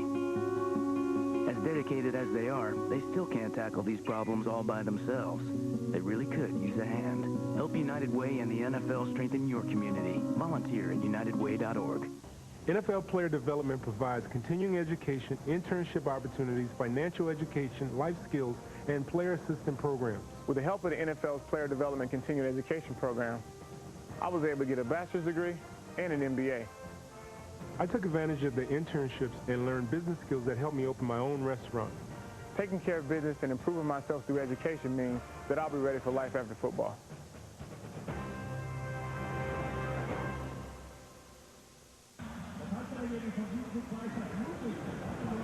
The football in Germany going on not just inside the arena today, but a little flag football going on outside. Kurt, I was watching some of it today. The first play by Germany was a double reverse. Next play was a throwback to the quarterback, throw for a touchdown. I mean, they pull out all the tricks in flag football. That was Germany against England earlier today. I think they got the championships over here in July. Thousands of kids learning the game, playing flag football before they get to this level. Millions worldwide trying to spread the gospel. And here's Larry Kroom, who had a big first half. And Kroom goes over the 100 total yard mark for this game with a 15-yard run. Kurt, he just looks like a guy that can run in these kind of conditions. A wet, muddy field. He's a guy that can just pick his feet up, put them down, you know, and just take yard after yard. He's going at a different pace than everyone else. Yeah, I mean, he hasn't slipped on this turf. Some guys just can adjust to a bad field, a wet field. You won't have to do that much in the NFL, at least not at home, a member of the San Diego Chargers. Not many rainy days in San Diego. Broom again with a burst. Give him 6. So what they're doing here is they're spreading Frankfurt out, going 4 wide receivers with 1 back, making everybody cover the wide receivers, which the best passing game in the league. And if they have only 5 guys there inside the box, Kurt, you know, around that nose guard and 2 tackles, then they're just running that draw. It's actually a check with me at the line of scrimmage, either a pass or a run. Right now, Allen's counting how many guys are there. They've got 5. They could very well run this. They fake it. Under pressure. And it's too high for Skylar Fulton, incomplete. You see Allen trying to dry his hands off. Maybe that ball slipped out. He looks like he's been out there in the game, too. Been running for his life. Some of the party, what you see is some good athletic ability. Just talking to us yesterday, Kurt, about his time in Tampa last year, became good friends with Chris Sims, along with Luke McCown, some of the quarterbacks, taking his time off. He said that Sims had bought him a bungee jump in Orlando, Florida last year. He braved it, he jumped, survived it. Here he is, you know, trying to earn his stripes to get back to Tampa this fall. Trying to jump right back in the National Football League. Incomplete for Chad Lucas. No flags on the play, as Lucas was covered tightly by Bill Alford. Yeah, very good coverage on that play. Right now, Frankfurt trying to stop Larry Kroom is really putting their cornerbacks out there on an island one-on-one with the receivers, and that time Alford really came up big. So Lenny Williams standing back at his 25-yard line to take the kick from Glenn Pakalak. Neither offense able to get it going to start this second half. Pakalak nubs it. Williams had some room, and it closed up. 9 yards on the return of the 35-yard punt. Oh, you're talking about the coverage in the secondary just a second ago. A guy who's been a part of a pretty good secondary for a number of years with the Philadelphia Eagles, and a Pro Bowler perennially himself joins us right now on the sideline. Safety from the Eagles, Brian Dawkins. Welcome to Germany, Brian. What's that? How you fellas doing? All right, how are you? I'm doing good. I'm doing good. Your take on what's going on down there as far as the atmosphere? I tell you what, the first word you have to say is loud. This is a loud, loud place with all the noisemakers and the fans getting up at every second of this doggone game. I'm not talking about half the time. I'm talking about all the time. Brian, I've watched you in the Philadelphia Eagle uniform for the last 10 years.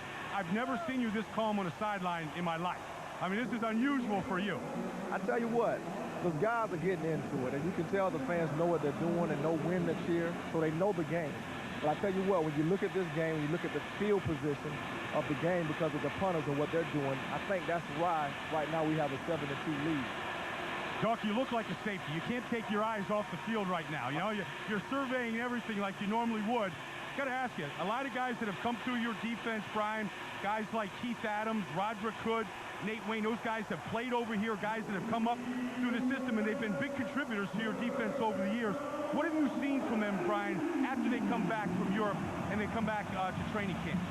Well, it's just like anything else. When you have a time to play the game, you're able to play it more. You're able to get used to the things that are going on. This is different situations. And also, it's a pressure situation coming over here because you know if you don't perform when you come over here, you're not going to be able to make a team somewhere. So when the guys come over, they know they have to perform. So that pressure, it gets them ready for the pressure that's going to be over when they get to the NFL. Well, now, Brian, you know, your team last year coming off that Super Bowl appearance, a lot of people expecting big things from you. Obviously, the quote-unquote controversy involving Terrell Owens, a lot of people think that derailed your team. Do you think a quieter locker room will get the Eagles back on track this season? a quieter, a healthy locker room will get us back. A lot of people don't understand that we have injuries, and every team has injuries, but when you have injuries to the guys that we have injuries to, which I'm talking about Donovan, I'm talking about Westbrook, Trey Thomas, I'm talking about Todd Pinkston, those are guys that we always count on every game to make plays for us. So when you lose those type of guys off your offense and then you have to plug in, you know, newcomers and free agents into the offensive lineup, it's going to be hard to score points, and defensively we just made entirely too many mistakes. So we're just glad last year is over with. If you concentrate on football, man, this is loud over here. It's getting me kind of hyped, too. Hey, Doc, listen, yes, big third down here, but you've got to have the two-game circle against the Dallas Cowboys this year. I mean, legendary hits coming from you. I got to think that you've got one guy in particular you might want to put the wood to. Baldy, you ought to know me by now. This is a good run here. Good run. I can't keep my mouth here, my bad. But I tell you what, I'm an equal opportunity player when it comes to big hits. If I have an opportunity to deliver a big hit, I'm going to do that. So it doesn't matter who it is on the field, if it's 81 for Dallas or if it's 81 for the Giants or whoever the 81 is. If he's not on my team and I have a shot at him, I'm going to take it. Well, a big 18-yard run there by Roger Robinson, and the Frankfurt Galaxy are trying to get it going, and I know you have to get going, Brian. Are you going to hang out the rest of the game with Michael Strahan? I mean, he's a Giant. You're an Eagle. I don't know. But you know what? There's a whole lot of respect. I have nothing but respect for that guy, what he's been able to do over his career. Every year, it's not like he's slowing down now. He's always in the game. He's always making big plays, and the team can always count on him. So I have nothing but respect. But I'm definitely going to stay around and watch the rest of this. It's a defensive ball game, Baldy. I got to stay here, man. Some good hits out there, Dawkins. Enjoy it. Thanks for joining us. Appreciate it. Thanks a lot, Brian Dawkins, safety from the Philadelphia Eagles, and you know he has to like this hit from Derek Ballard on Robinson. No question about it. The All-World League linebacker right here wraps him up right now. Now he gets some help. Now he gets help from the other orange jerseys right there. Otis under pressure, won't get away. Jeremy Caudle was the first guy to get there. Claude Harriet, part of the posse that wrapped him up.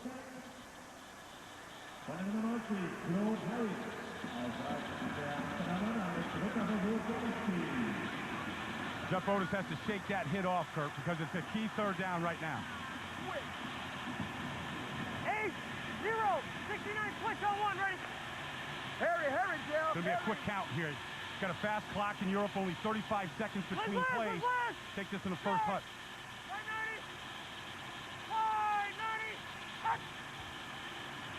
90. Otis looking, going for a Hozak. Incomplete, but there are flags from everywhere. Art Thomas on the coverage. Hozak had him beat. Thomas made up the difference, but apparently made contact as well. That's it, baby. That's the shit. That's that shit right there. Good job, baby. Pass interference. Defense, number 31. The ball replaced with a spot illegal contact. Automatic, first down. Kurt, this is a good matchup here, Kurt. I mean, Art Thomas is 6'3", going up against a 6'5" receiver. Hozak gets behind him. He's beat him right here. That ball's got to be out in front of Hozak. Tell you what, to be honest with you, you are allowed to face guard, Kurt. There was no contact. That's pretty good coverage by Art Thomas, jumping at the right time. That ball wasn't thrown correctly, though. They got to put that ball up for the receiver to go get it. First and goal from the 5. Butchie Wallace fighting and getting into the end zone for the Frankfurt touchdown.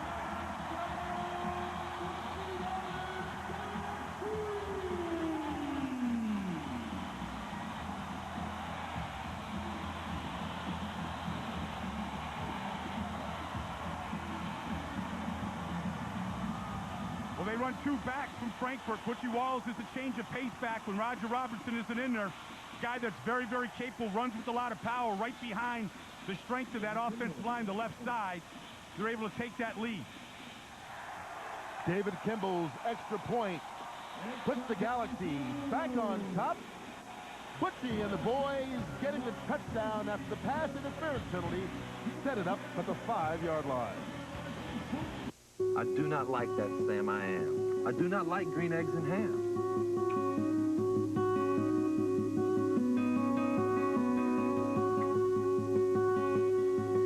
NFL players have been helping United Way confront some of the biggest problems facing American communities today. As dedicated as they are, they still can't tackle these problems all by themselves. They really could use a hand. Help United Way and the NFL strengthen your community. Volunteer at unitedway.org. See what it takes to be an NFL cheerleader with the Bucks and the Chargers. You're looking around, there's 100 girls. Not everyone's going to make it. Dance it out when we get here. Feel the heat with making the squad. It's healthy competition. There's no guarantee. The sweat. The tears. The joy. 176. Making the squad starts June 5th. Only on NFL Network.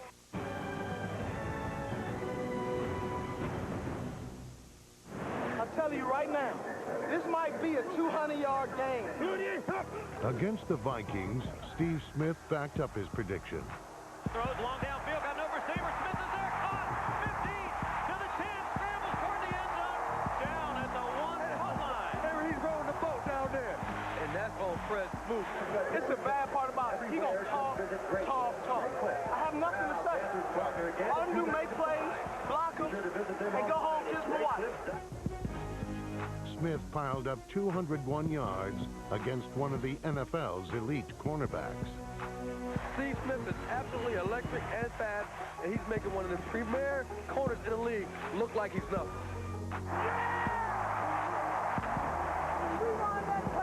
And what did I say? Hey, here it is, right here. I told you.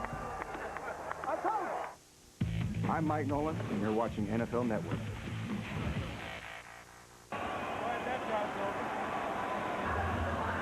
What's up, Miles? Johnny Kiki Nene. I'll be home Monday night, baby.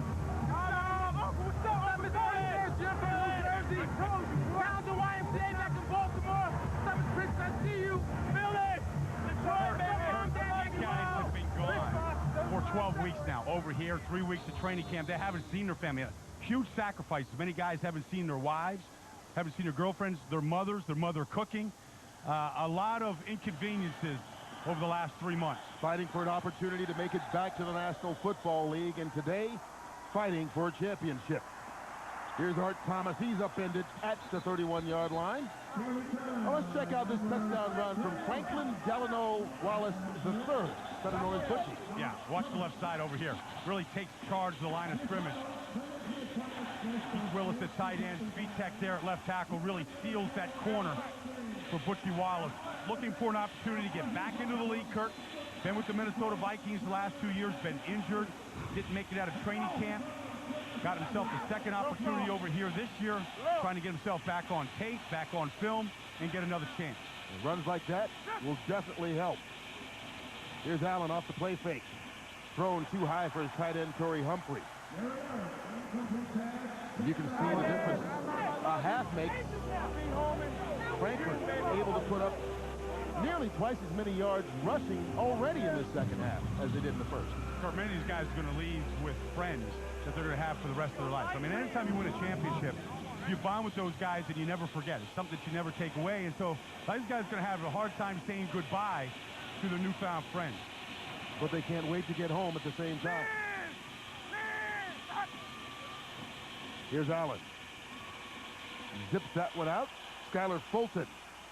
And Fulton fights for a pickup of 8. Kurt, this is an offense that's driven by the slot receiver. See Skylar Fulton here in the slot. He's a guy that has a chance to either go outside or inside, depending on where the defender is. It's called an option route. Quarterback has to kind of wait on him. He needs the protection to wait. But Fulton is a guy that knows how to get open. He's very strong. He knows how to use his body. But the offense all goes through him. On 3rd and short, Allen rolling. Flag down. And that one's caught. Chad Lewis got enough yardage for the first down, but let's see what the penalty flag is for.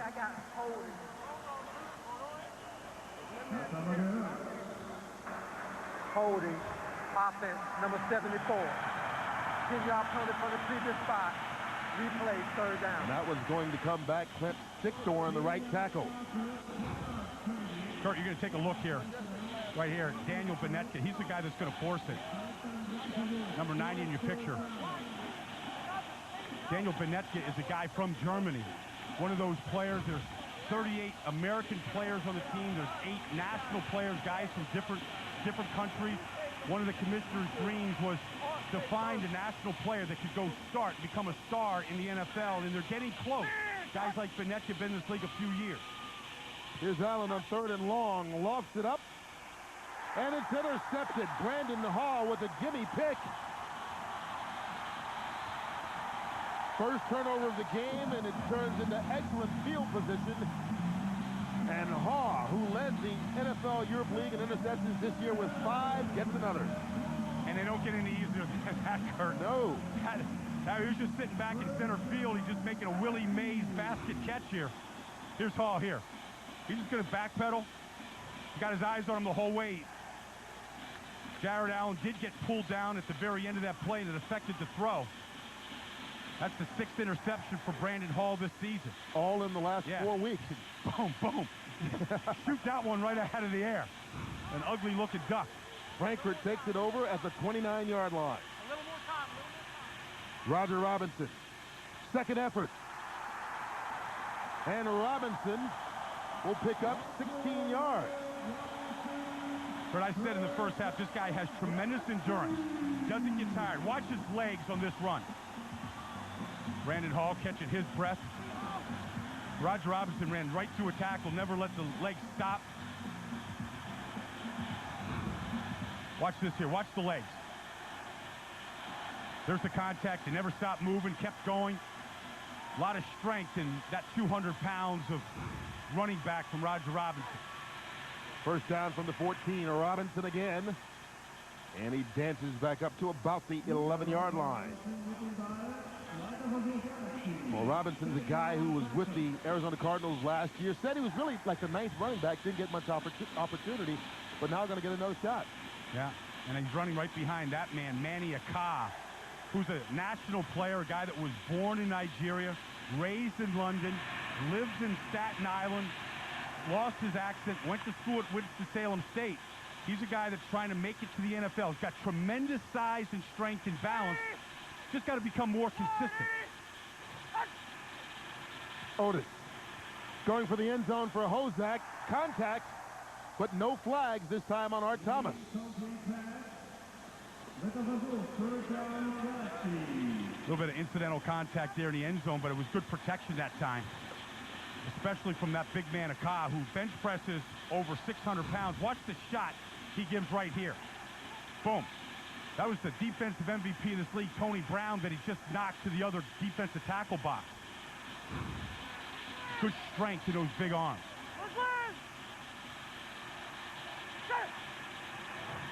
Otis fired into the end zone and is broken up by Jeremy Kane and falls incomplete.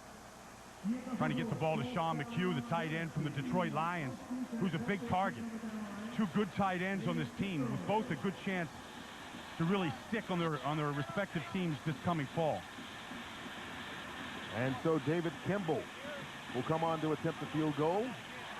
He's already missed from 48 yards today. This one from 29 yards out. And it's good. And so the Frankfurt Galaxy turning the turnover into points, extending the lead to 5. 12-7 here late in the 3rd quarter of World Bowl 14.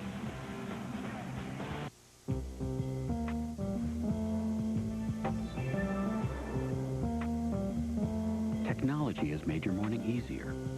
Why not your shave? The Philips Norelco Smart Touch XL is designed to shave more with every touch, with 3 shaving rings in each shaving head. And because now it pivots to stay on your face and neck, even tricky hairs are cut. Make every stroke count. Philips Norelco. NFL player development provides continuing education, internship opportunities, financial education, life skills, and player assistant programs. With the help of the NFL's Player Development Continuing Education Program, I was able to get a bachelor's degree and an MBA. I took advantage of the internships and learned business skills that helped me open my own restaurant. Taking care of business and improving myself through education means that I'll be ready for life after football.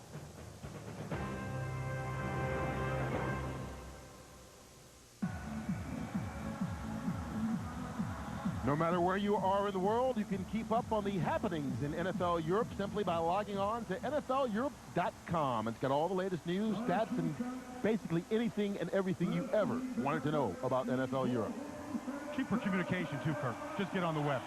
Cheaper? Yeah, cheaper. As opposed to a long-distance call? Exactly. Well, you get those cell phone plans now. You can get deals done, right? Kurt, I made a 3-minute phone call, and I didn't have one of those cell phone plans. $92 later. Out $92 into that call. I got to get on the web. Yeah, I got to get you a plan. Yeah. I got people you can talk help. to or something. Yeah, financial help. Yeah. Here's David Kimball kicking it off. An exciting return man, Noriaki Kinoshita, the leading kick returner in the league, but he won't get anywhere this time. He is stopped before he could get going by James Taylor. Well, the Frankfurt Galaxy have scored all the points in the second half of this year's World Bowl. Last year, the Amsterdam Admirals were able to get it going early. They took a 7-0 lead, actually wound up going up as much as 24-7 against Berlin before Dave Ragone led the Thunder to a comeback on a game that went down to the very last play that was tipped in the end zone. And in the end, Amsterdam held on to win at 27-21 to capture its first World Bowl trophy. They're trying to make it 2 in a row, but they're going to have to come back in order to do it here late in the third quarter. Allen, his arm was hit as he threw that one, and it falls incomplete. In fact, the last 2 World Bowls that we've covered, they've come right down to the final drive. That one last year to the final play where that ball was tipped in the end zone, just suspended in the air. Who was going to catch it? All fighting for the big trophy. How big is the trophy? That trophy right there is 41 pounds, Kirk. I mean, it doesn't look that big, but it's solid crystal. And so it's got some weight to it. That's been sitting in the lobby of the Amsterdam Admirals, their home office all season, and they'd like to keep it there. The play did not get off before the quarter ended. And so the Amsterdam Admirals, defending champions here in NFL Europe, will go into the fourth quarter of World Bowl 14, down to the Frankfurt Galaxy. The Galaxy with 10 points in the third quarter, and they lead it going into the final stanza, 12-7. One more quarter to play for the championship.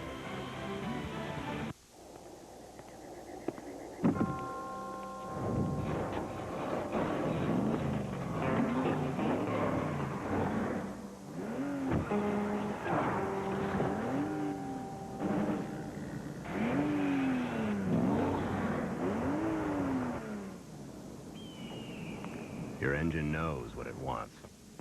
Pennzoil Platinum. Relearn what you know about synthetic at pennzoilplatinum.com. I do not like that Sam I am. I do not like green eggs and ham.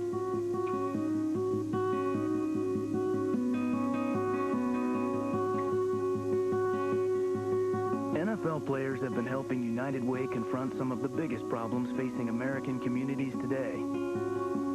As dedicated as they are, they still can't tackle these problems all by themselves. They really could use a hand. Help United Way and the NFL strengthen your community. Volunteer at unitedway.org. Start this Thanksgiving. Live NFL games. Come to NFL Network. 8 primetime games on Thursday and Saturday nights. The run to the playoffs starts this Thanksgiving. Live NFL games on NFL Network.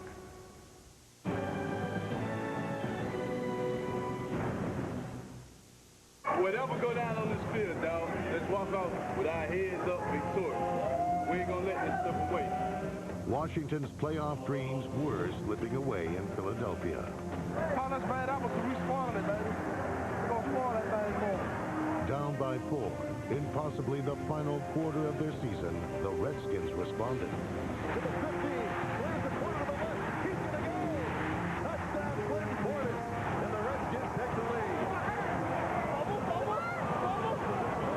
On the ground, picked up by the Redskins. Sean Taylor off to the races. Sean Taylor's dash ensured the Redskins' season would continue. And to Washington went the spoils. 15.5.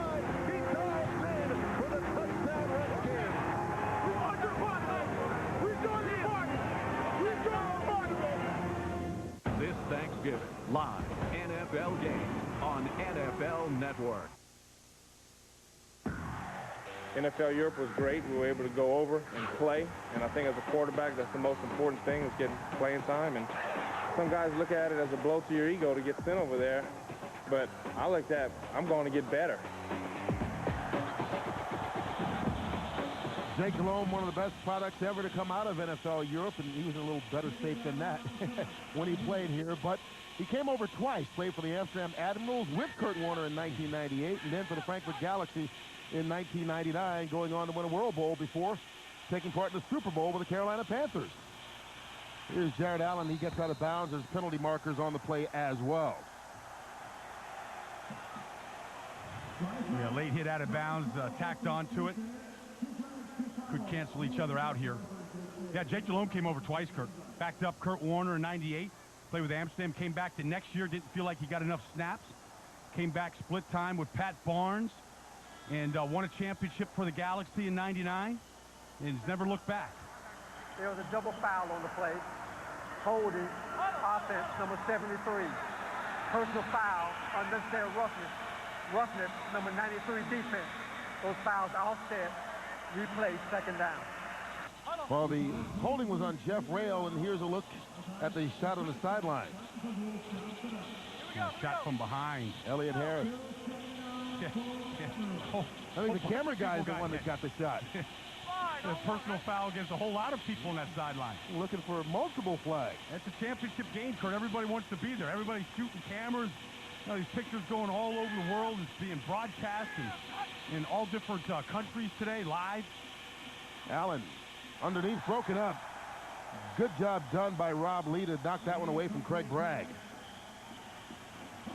Saw the photographers over there, Kurt. You know, this thing is being televised around the world to different places, much like the Super Bowl. You know, a lot of different places right here. It's just a huge interest in America's passion, which is American football. Everybody wants to be a part of it. You got flag football championships being played, spreading the seeds of American football around the world. They say 150 million viewers in 120 countries will watch today's game. A lot of pressure on Jared Allen. Yeah, just a little bit. Third down here, huh? He escapes the pressure in the pocket and goes not too far before Jared Newberry, the Tennessee Titan, drops him after a short pickup of about 3, but more importantly, will force Amsterdam to punch. Well, they're forcing him in a passing situation, so they're just dropping back in his zone. So when you're in a zone, Kurt, as a defender, you keep your eyes on the quarterback the whole way. Watch these guys' eyes as they drop. They're not taking them off the quarterback. So now he starts to run. All they do is they come up. Now it's a race to see who can get the best hit on the quarterback. And so another punt for Glenn Pakalak. Gets it off. Good kick. Lenny Williams keeps on backpedaling. Grabs it inside the 15-yard line. And a couple of moves later is stopped after a return of about 4 on a 63-yard punt from Pakalak. Well, a good crowd on hand for World Bowl 14. More than 36,000 here in Dusseldorf to watch NFL Europe crown a champion. And how many of those fans are Rhine-Fire fans that watch their team in this stadium this year not get to a championship game and trying to figure out who to cheer for here? It's just been loud all day. It's hard to get a grasp. And I know that people are just enjoying being in a championship atmosphere, being a part of it. The electricity that's just in there right now, I think everybody can feel it. It has been a good atmosphere for this one today and a close game throughout. As Jeff Otis takes over at the 19. There's Butchie Wallace. He keeps on chugging for a pickup of 4. Well, this is World Bowl 14. You have to go back to 1991 for the first World Bowl, Wembley Stadium. And boy, were there some outfits in attendance to that one. Not just the people in the stands, but the players on the field as the London Monarchs blew out the Barcelona Dragons 21-0. Stan Gelbaugh, the MVP in the inaugural World Bowl game. And here we are 14 times later. Amsterdam trying to repeat. Frankfurt trying to hold on and get the win, which would be the franchise's 4th in 7 World Bowl tries. Butchie Wallace gets the short pickup. You know, and the head coach, Mike Jones, has been a part of a lot of World Bowls. I mean, he was the coach of the Rhine Fire when they came to this league. Won it a couple of years ago with Frankfurt. Been here on this stage, knows how big this is, and understands what this means to these players. Not just for a championship, but understands the development and the need to get out here and play in this type of atmosphere and get used to it. And get fans like that involved in it as well. That's the first down. See, they got the first down marker already. Wallace. Butchie Wallace, second effort. And out across midfield to the 46-yard line of Amsterdam, but Wallace comes in and picks up 25 yards. Finally running behind the right side of the offensive line. Coming right behind here. Jason McGee's right there, along with Rob Draghi, the right tackle. You see that Butchie Wallace has the power, carrying a couple guys on his back. Out of Marshall. Missed the first 4 weeks of the season here with a thigh injury, but has really come on in the second half of the season, spelling Roger Robinson, who doesn't need a whole lot to pick up 8 yards. Hey, Kurt, running football teams wear teams down. We showed a graphic earlier today of how Frankfurt wins the time of possession battle in their games. They're winning it here today. They're winning it in the second half.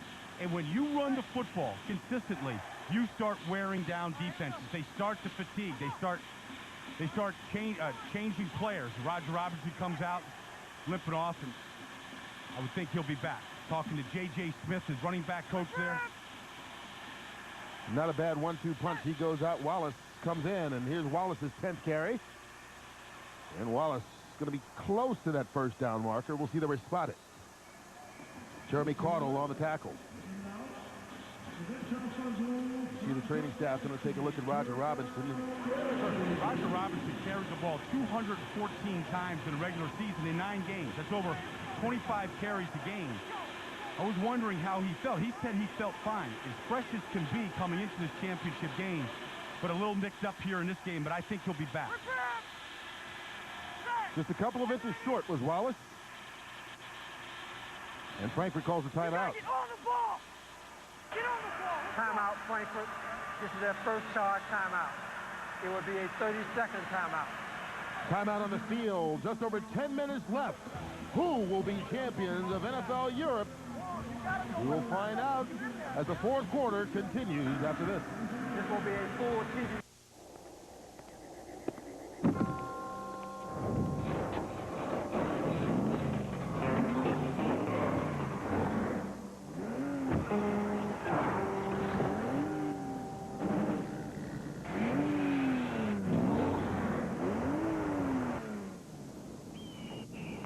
Your engine knows what it wants.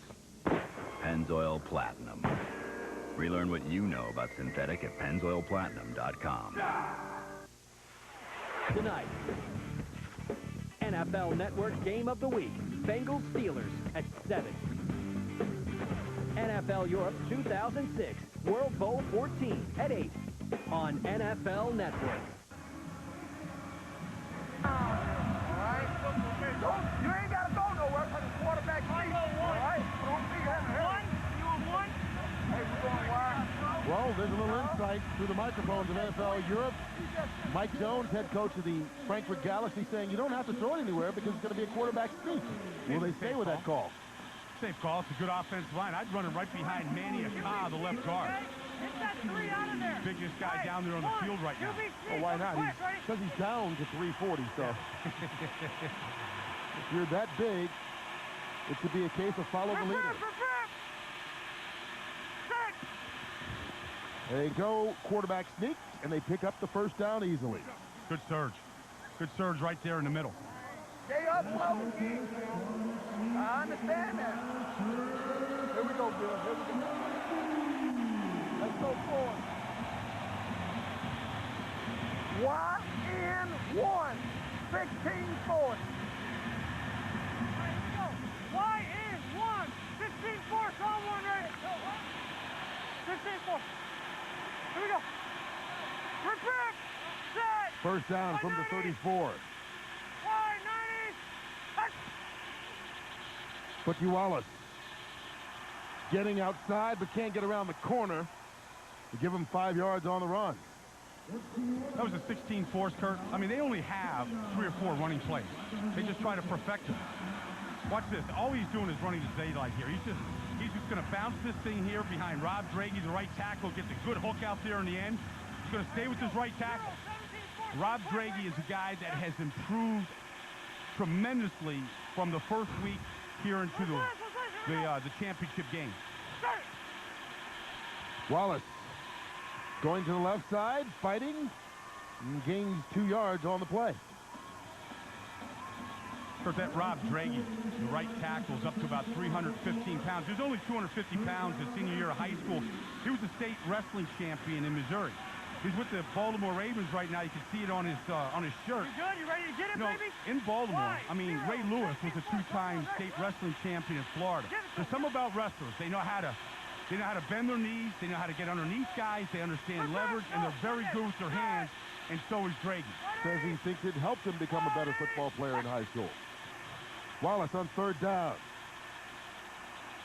And he will be stopped about a yard short of the first.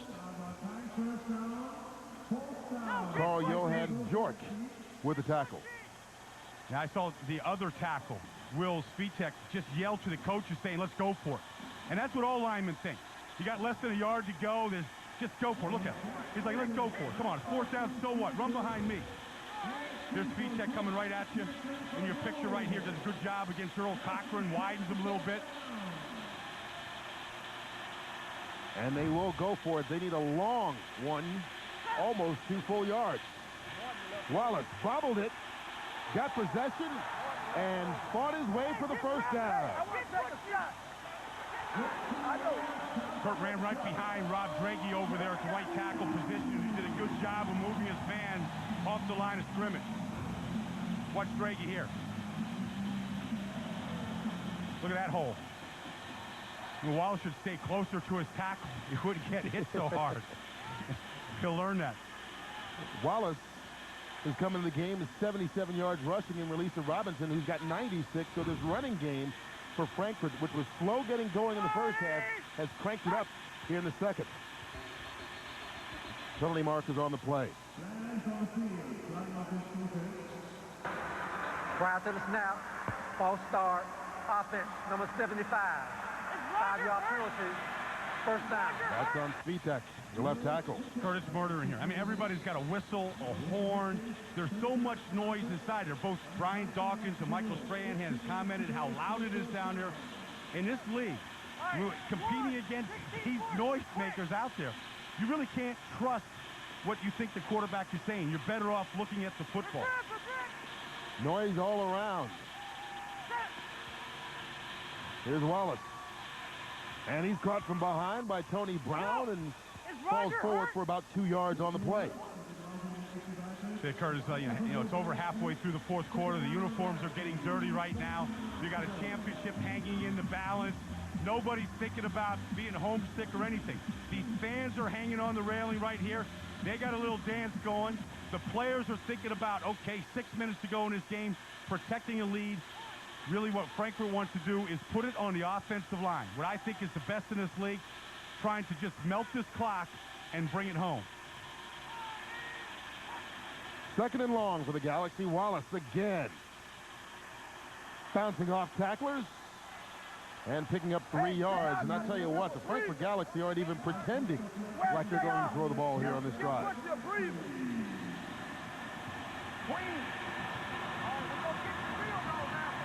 You want to run it or throw it?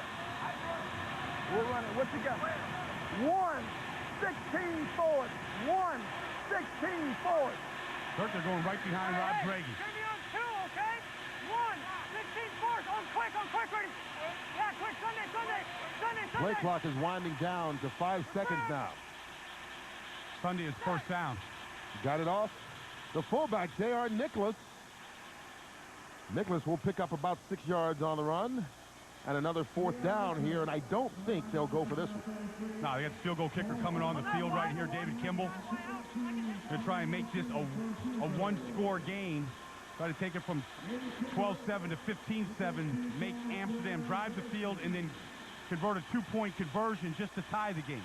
Kimball has made one from 29, missed one from 48, missed more kicks than any other kicker in the league this year, trying from 37 out. And he got it. And so the lead is now 8 points, but it's still a one-score game as there's 4.5 minutes left to play for the championship of NFL Europe, still nip and tuck. NFL player development provides continuing education, internship opportunities, financial education, life skills, and player assistance programs. With the help of the NFL's Player Development Continuing Education Program, I was able to get a bachelor's degree and an MBA. I took advantage of the internships and learned business skills that helped me open my own restaurant. Taking care of business and improving myself through education means that I'll be ready for life after football.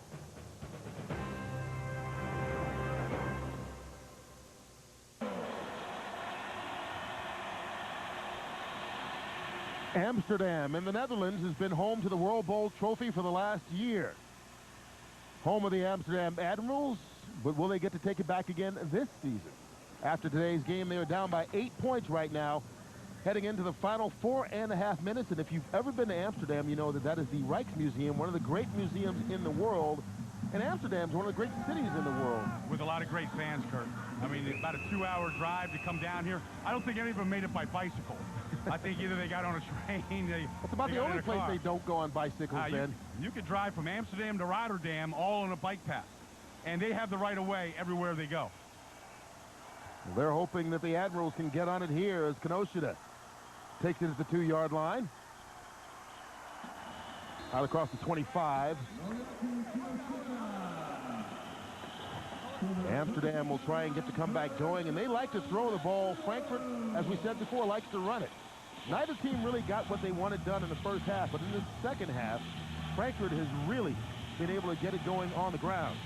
Well, 155 yards in the second half. I said that they had to come out and establish the line of scrimmage at halftime, and the offensive line has done that. I mean, slow first half, but really a completely different team in the second half. And now it's up to Jared Allen and the Admirals to answer. Allen going up for Fulton, and Fulton goes up and gets it. Skylar Fulton, the leading receiver in NFL Europe this season, a member of the Seattle Seahawks, with a big catch on first down of 11 yards. Well, he's Sky. I mean, it's a perfect name for what he just did. Went up and got it at the highest point. Watch him take this ball out of the air. He was the aggressor right here. Went up, got it at his highest point, and then was able to get it into his possession before he hit the ground. Ball's on the 37. Draw play, Kroom. And Larry Kroom keeps on going into the open field and tripped up from behind by Rob Lee, who may have saved a touchdown. 15 yards, though, on the run by Kroom. Kroom has not disappointed today. He's been a big part of this offense, over 100 yards of total offense right here. Runs right into his right tackle, Clinton Stickthorn there. Bounces off him. Really saving tackle right there by Lee. Just got a piece of it, but that was enough. Ball, though, in Frankfurt territory at the 47-yard line.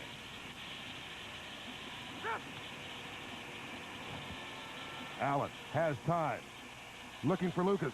And Chad Lucas makes the catch inside the 25, and that aerial attack of Amsterdam is getting going as well. 22 yards on that one. He's getting protection, Kurt. Everything is play action pass right now.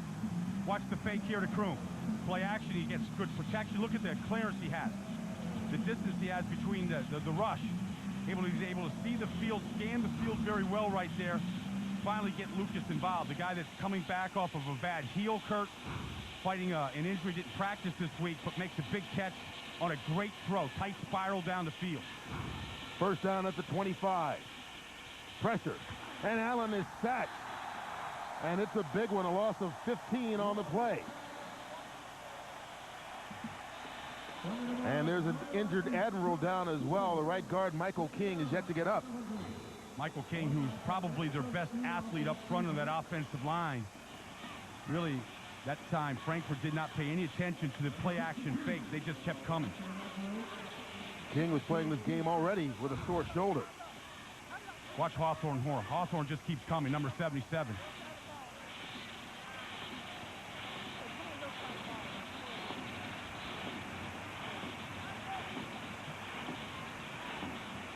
Josh Cooper able to get, and Jerome Nichols, a guy that we've talked a lot about today, both of them meeting Jared Allen at the line, at the quarterback. Well, it was hard to tell what happened to King, but as we said, he had a sore left shoulder coming into this game. May have aggravated it somehow on that play. But the training staff still working on him, and Amsterdam still trying to find a way to work back into this game. They're down by 8 points with just 2.5 minutes left to go here in regulation for the championship game of NFL Europe.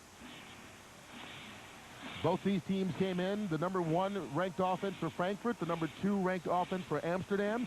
Amsterdam, the highest scoring offense in NFL Europe, but it's basically been a defensive struggle up until this last couple of minutes. We see the sacks tonight. 5 from Frankfurt, who had the fewest coming in to today. That says that the defensive line has revved it up quite a bit. They've been able to beat the one-on-one protection.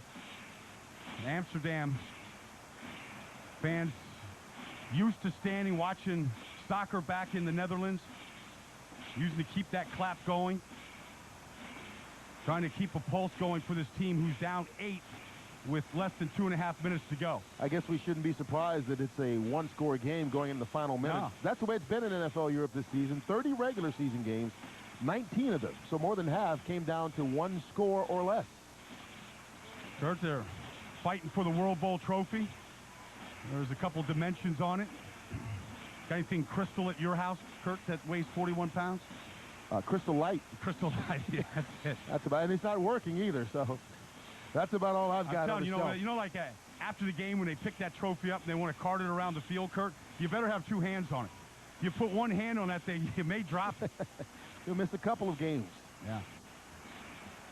Well, it's been a good season for both these teams and NFL Europe.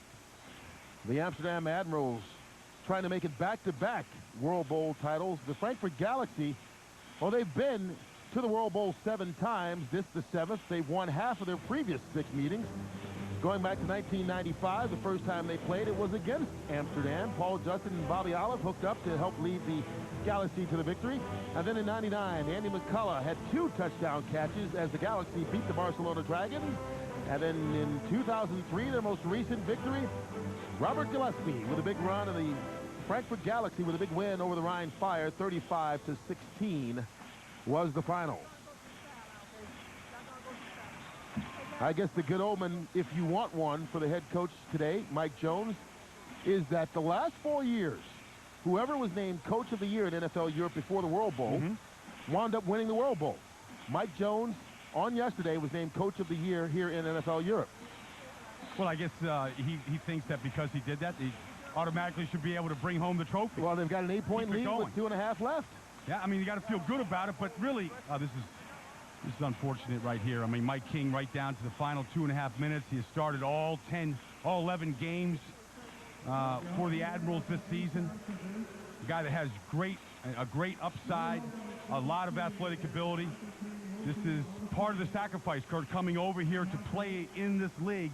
You know full well, anytime you play and you strap it on, you can get hurt, you know, and you have to overcome those kind of things. King, a member of the New York Jets. Yeah, New York Jets, who spent their 1st and 2nd round draft picks on offensive linemen trying to rebuild a line that lost Jason Fabini to free agency, now with the Dallas Cowboys. Kevin Mawai went down to the Tennessee Titans. Yeah. We'll take another look at this and see if we can try and figure out what might be the cause of his injury. Yeah, it looks like he just really hard to tell, Kurt. I mean, I've been down there in the pile before, and just about anything can trigger something. It could have just been, you know, pinching a nerve in his neck, lost the feeling in his hands there.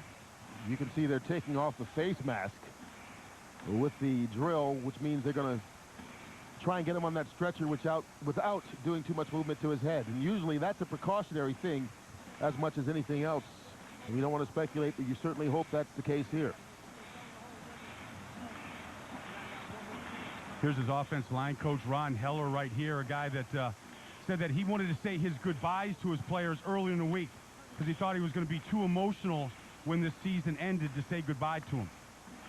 Ron Heller, longtime NFL player with the Philadelphia Eagles, Miami Dolphins, Tampa Bay Buccaneers, 12 years in the National Football League. I was a teammate of Ron in Philadelphia. He's from Farmingdale, Long Island, went to Penn State, one of Joe Pa's guys, and a guy that just loves the game. Well, while they attend to Michael King, the entire Amsterdam Admiral team has come out there to show him their admiration as we take a brief timeout.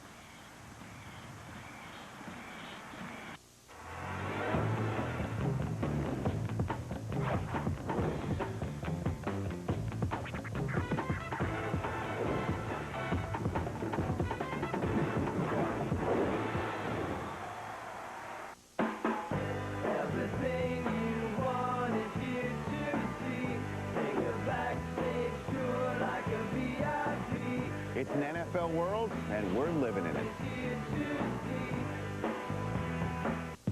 I'm Lovie Smith, and you're watching NFL Network.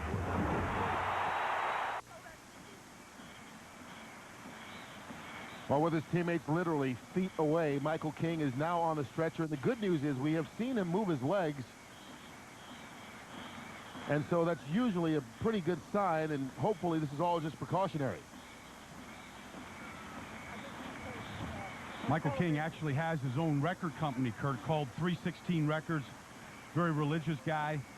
Named his record company after a famous psalm from the Bible, and really a complete look of solidarity from their team in support of him right now. And really, it's not about the championship right now to the Amsterdam Admirals. It's about really feeling the pain of one of their teammates right here, showing just the team chemistry that gets built in a very short period of time. Well, you've been in this situation as a player. You've had a teammate injured. It causes a pause in the game. Yet once you go back out on the field, you have to play right away. Yeah, you do. I mean, it's part of it. It's just the nature of the game. But at the same time, you can say your private prayers for Mike King. You see that he's moved his hands, which is a good sign. I think everything right here is precautionary at this point.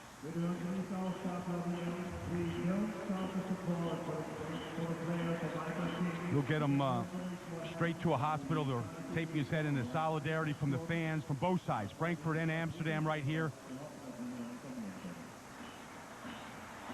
A number of Frankfurt players out on the field as well. Wanted to make sure that they understand, meaning the Admirals, just how much they care as well. Kurt, nobody ever wants to see anybody get hurt, especially seriously hurt on the field of play. There is a code amongst players, and it's about sportsmanship first when it comes to things like this.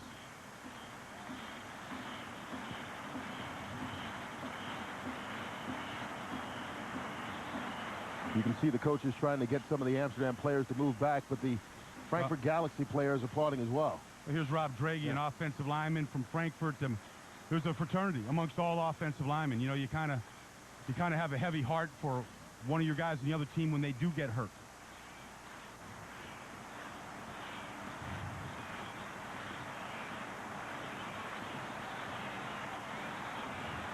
Players are already making tremendous sacrifices coming over here, living in a foreign country, dealing with language barriers, dealing with some inconveniences. But at a moment like this, nobody thinks about any of that. All you think about is the safety, the care, the health of one of your brothers.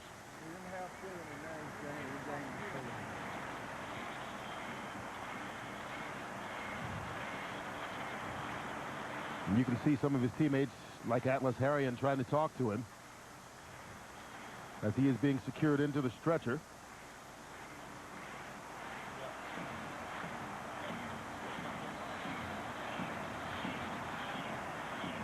Well, in case you were just joining us, a timeout on the field for an injury to Michael King, the right guard, but this game began with a defensive struggle. Jerome Nichols of the Frankfurt Galaxy put the first points on the board with a safety as he sacked quarterback Jared Allen in the end zone. And then the running game got going in the second half for the Frankfurt Galaxy. Amsterdam, the #1 passing team in the league, has struggled so far. In particular, their leading receiver, Skylar Fulton, who led this league in receptions and in yards. He only has 4 catches for 41 yards, but he's been playing with a bad hamstring throughout this game. Nonetheless, the championship game of NFL Europe is down to the final 2.5 minutes, and it is an 8-point lead with the Galaxy holding on. Kurt, the good thing here, as tragic as this is, with the right guard, Michael King of the Amsterdam Admirals, down on the field in a stretcher, they're taking all the right precautions here. I mean, they've got him strapped in right now. It looks like the medical attention is the right thing. They've got the ambulance on the field right here. So the same things that you would see in the National Football League, in the NCAA college football, all those precautions are being taken care of right here. When players have gotten hurt over here, they have a facility in Birmingham, Alabama, where the players go to.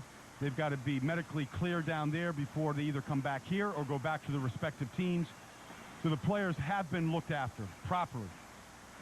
And as we have mentioned earlier, the good signs that we have seen from King is we have seen movement in his legs and hands, and his teammates have been conversing with him. And so you hope that this is more precaution than anything.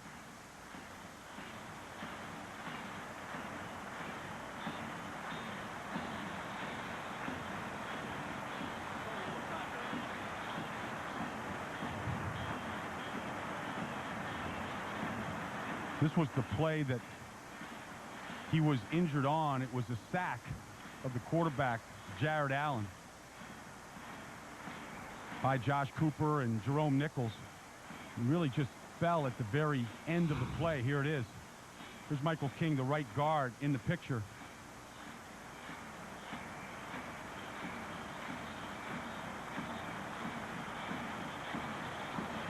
Big, athletic, 300-pound body just fell at the end of the play over the pile. Very difficult to see what might have happened.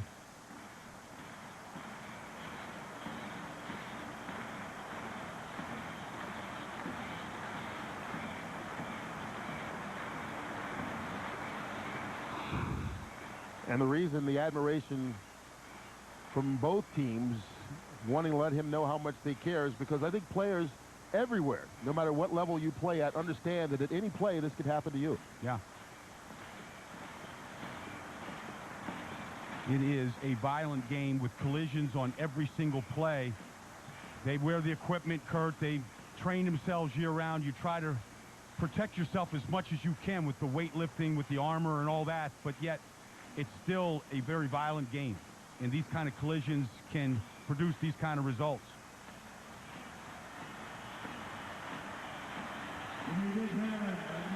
And we will point out again that we have seen movement from his arms and legs, and it appears as though he never lost consciousness as he was conversing with the doctors and teammates throughout. A lot of times you're scared to death down there. I mean, you lose feeling in your fingers, your hands, and you don't know what to do. You're more scared than anything, and you come out and you get some medical attention, you talk to the people, and it's better just to play it safe, play everything safe, get you strapped in, get you in the ambulance, get you to the hospital, do all the x-rays you have to do, and hopefully everything's going to be fine by tonight. Referee mic check. And so as they put King into the awaiting ambulance, you hear the cheer from the crowd. Both squads go back to their respective sidelines and get ready to try and play the last 2.5 minutes of this championship game. And as we said, you know, the delay is going to be something that may take both teams a little while to get their adrenaline going once again, but you know, this is an important one from a football standpoint only for the Amsterdam Admirals here, as they have 2.5 minutes to chase this championship. Well, that's what you have to do. I mean, that's just football players are trained like that, Kurt. I mean, there are injuries that happen at practice and games. They've had delays and stoppages like this throughout their careers at the high school, the college, the pro level, and now you see guys right now trying to pump themselves back up. It's the same thing for the fans, same concern for the fans as the players. You see those are all offensive linemen right here. I mean, it's a very tight fraternity. We talked about how these guys live with one another for 3 months, get to know each other like they haven't known anybody since college or some family members. And that offensive line will say something amongst themselves. They're going to try to win this championship right now for Mike King, and that's what they're going to rally around. When we resume, Amsterdam will have the ball at the 35-yard line, needing a touchdown and a 2-point conversion in order to tie the game up. And that's what's on the line, the World Bowl trophy, which goes to the champion of NFL Europe, The Amsterdam Admirals, the defending title holders, as Bart Andrus tries to make it 2 championships in a row as head coach in Amsterdam.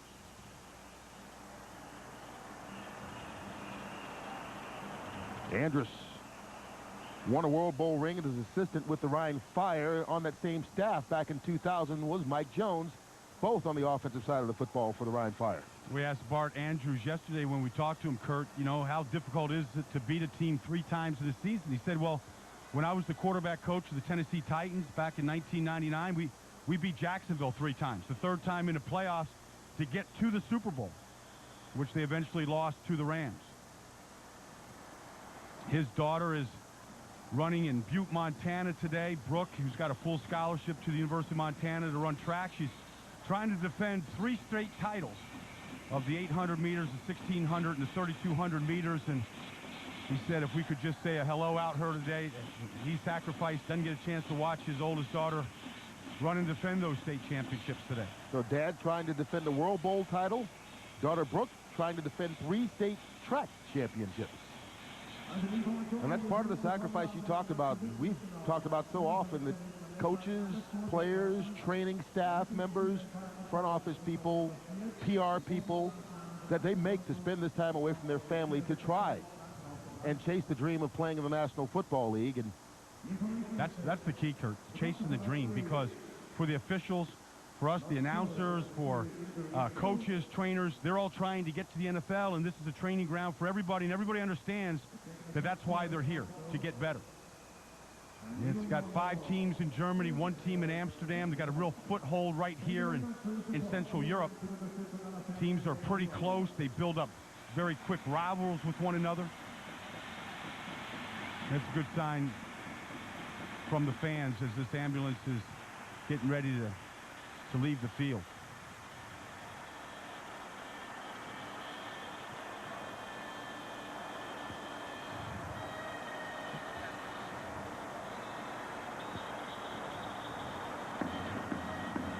Well, the ambulance is still on the 50-yard line. You can see players from both offense and defense already on the field trying to get limbered up, trying to warm up, trying to loosen up, which can be a concern if you're a player because they've stood around for nearly 15 minutes now. Good thing, Kurt, is these are young kids. You know, they're 24, 25 years old.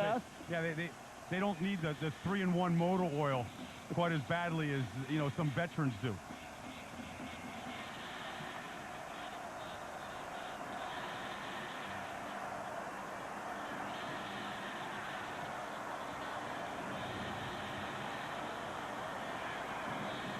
Well, for a number of these guys, they'll finish up these 2.5 minutes here in NFL Europe and go right back to the States and start all over again. A couple of teams have their team workouts beginning this week. Oh, absolutely. I mean, it doesn't stop. For a lot of these guys, it's going to be 1 full year of football before they get a break. They started up here right after the Super Bowl, Kirk, down in Tampa, Florida, 3 weeks of training camp.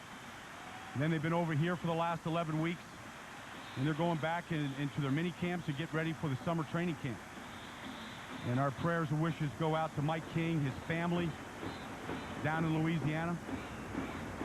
And once again, we want to reiterate that we did see movement from his hands and feet, and he was talking to his teammates while he was on the field. So the game will continue with Amsterdam having it on 2nd down at the 36-yard line. Allen regains his balance and runs. Jared Allen, a couple of collisions in there. He picks up 10 yards on the run. Looking at the 2-minute warning right here. Knowing they're going to get a stoppage. Well, Amsterdam had to debate whether or not to take the timeout. This is a 2-minute warning. The 2-minute warning, or let it run to the 2-minute warning. They chose the latter. And so it will be a 3rd and long situation with 2 minutes left and them needing a touchdown. Well, this game started off with the defenses slugging it out, and the Frankfurt Galaxy defense put the first points on the board. Jerome Nichols with the sack of Jared Allen for a 2-0 lead in the 2nd quarter. Larry Kroom scored from 12 yards out. And the 3rd quarter became the running attack of the Frankfurt Galaxy. Butchie Wallace with a touchdown run. A couple of David Kimball field goals later, it's an 8-point ball game. And the Frankfurt Galaxy are holding on, relying on their defense to come up with a big stop, they hope, one more time. Over here, over here. Right bunch, Layla. Bunt formation here, 3 receivers. He's looking hard to his left. They need the 15-yard line, obviously 4-down territory. Blitz picked up. Allen with time, going for the end zone. Contact, no flags. Chad Lucas, the intended receiver. Giselio Hansen there on the coverage. Well, Chad Lucas slipped in the end zone right here. Never really had a chance to make this completion. Lucas right here. Going to run to the corner. Just a corner route. Got Giselio Hansen right on his hip. Maybe a little contact there as well. But they let him play.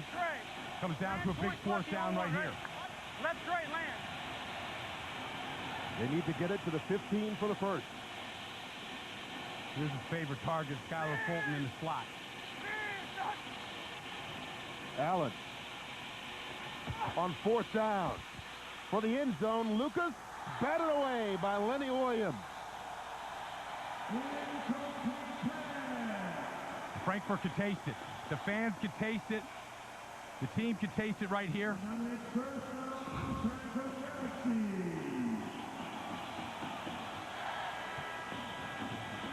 Under a little bit of pressure right here, but got one-on-one coverage to Lucas, who led this league in touchdown receptions this year with 8.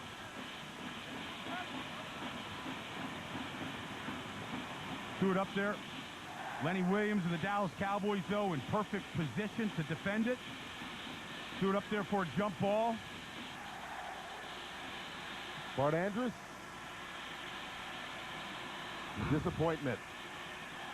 And Frankfurt will do its best to run out the clock. Amsterdam with 3 timeouts.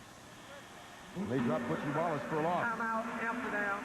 This is their first charge timeout. It will be a 30-second timeout. An update on Michael King, the injured player from Amsterdam. We're told he injured his neck, but he could feel all parts of his body, and it was precautionary to strap him in and take him out. So good news there concerning Michael King. Bad news, though, for Bart Andrews here on that last 4th and 11. Trying to repeat as World Bowl champions. Got 2 timeouts left here. They had a chance to get the ball back. Exactly. They've still got 2 timeouts to work with. If their defense can come up with a couple of stops, there's still time left on the clock as well. 0-17-4. You got to believe that Frankfurt will keep the ball on the ground. All right, here we go. 0-17-4. It's on 1. Ready? Going to run this ball to the left. Behind their left tackle, Will Spitek here. Set. Should be coming right over here. Wide 80. Butchie Wallace. Stutter steps and gets open. Wallace. Caught from behind inside the 15, but that run should put this game away. Butchie Wallace. 63 yards and a lot of space towards victory. Right behind that left side that we talked a lot about today, behind Manny Akkad and Will Spitek. He gets the split. Roger Robinson injured with the toe. Butchie Wallace has stepped up today. 30-second timeout. Been the star player in this game. 143 yards rushing for Wallace, his first 100-yard game of the season. But already, the Frankfurt Galaxy are thinking about victory as Daniel Bonetka gets the defensive coordinator Ed O'Neill on the old Gatorade bucket. I think a lot of people might get the Gatorade bucket before this is over. Look at that total. And in the first half, Roger Robinson had 25 yards on the ground, and we were talking about how Frankfurt wasn't able to run the football. Kurt, you know, but if that's what you do, I mean, we said that there was a contrast in styles today, that Frankfurt liked to run it, Amsterdam liked to throw it. You got to stay with what you do. And they stayed with it in the second half, and they stayed with it, and they wore Amsterdam down. And Butchie Wallace is the star player today. And you know, the backup running back rarely is the star, but today, Butchie Wallace made a name for himself. Frankfurt from the 13. J.R. Nicholas getting around the corner and into the end zone, and that should put it away.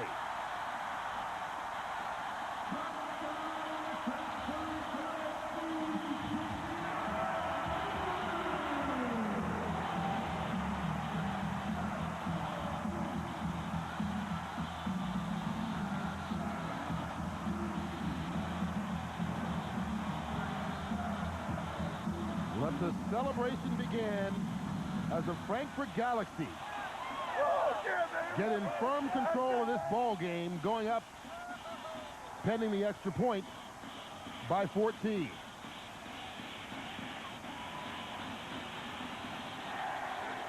It's now a 22-7 lead with just over a minute left to play. There's some good players on the left side of this offensive line of the Frankfurt Galaxy. There's a penalty flag down on the extra point. Watch Vitek over here. Gets up on the outside, on the cornerback, the safety. J.R. Nicholas stays on him. Nicholas, who played over here last year, gives the fans something to cheer about.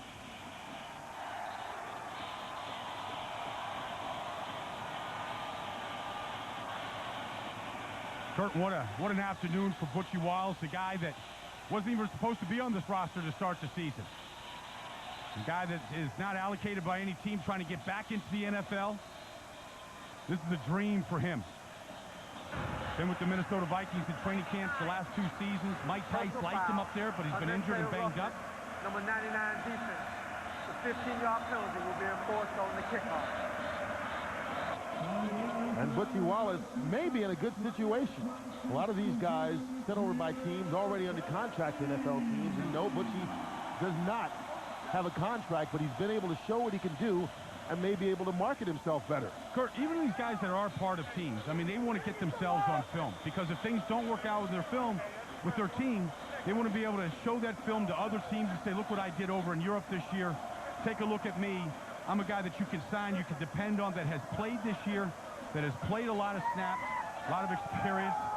That's the offensive line coach, the guy that is much loved over here, Whitey Jordan. 49 years of coaching. Done a great job of putting that offensive line together. This is like a countdown. You get the defensive coordinator, yeah, then the offensive coordinator, and now the head coach Mike Jones somewhere on the scale next. Yeah, and you said that the last 4 MVP coaches have won World Bowls, and that holds true this year with Mike Jones. Yeah, he'll be the 5th straight coach of the year. And there's one more bucket there's left. Nothing in there, Kurt. The bucket's empty. They got to find the full bucket. Can you fill one up? So they got to check it first. Another empty bucket. Mike Jones might be able to get out of here unscathed. He might escape. They're looking. Look. They're like, they're going to fill it up. Yeah, they're going to go fill that bucket up. They're taking the water out of the drinking jars and pouring it in the bucket. They're going to be telling this story for years on end about how we doused our head coach. Whatever makes it work. They got him. They got him finally. And I'm sure he appreciates that. His first World Bowl victory as a head coach. He won 2 as an assistant with Ryan Fire and lost 1 as a head coach here with Frankfurt, but now has 1 to claim his own. Kurt, you know what's bigger than the World Bowl trophy when you win a championship? Is the memories. And these are the type of memories you're talking about right here. They'll remember that. How about Svitek setting him up and holding him there? That's what a good offensive lineman does. It's teamwork, Kurt. Svitek held him up. The other tackle, Rob Draghi, dumped it on him.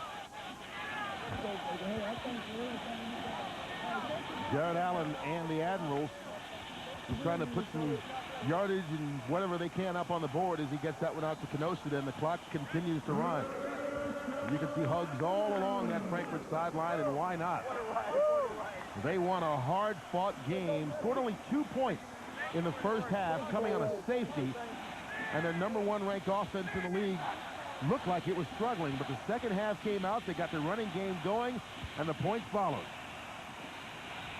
And that one falls incomplete, and Frankfurt's now 30 seconds away from officially being crowned World Bowl 14 champions.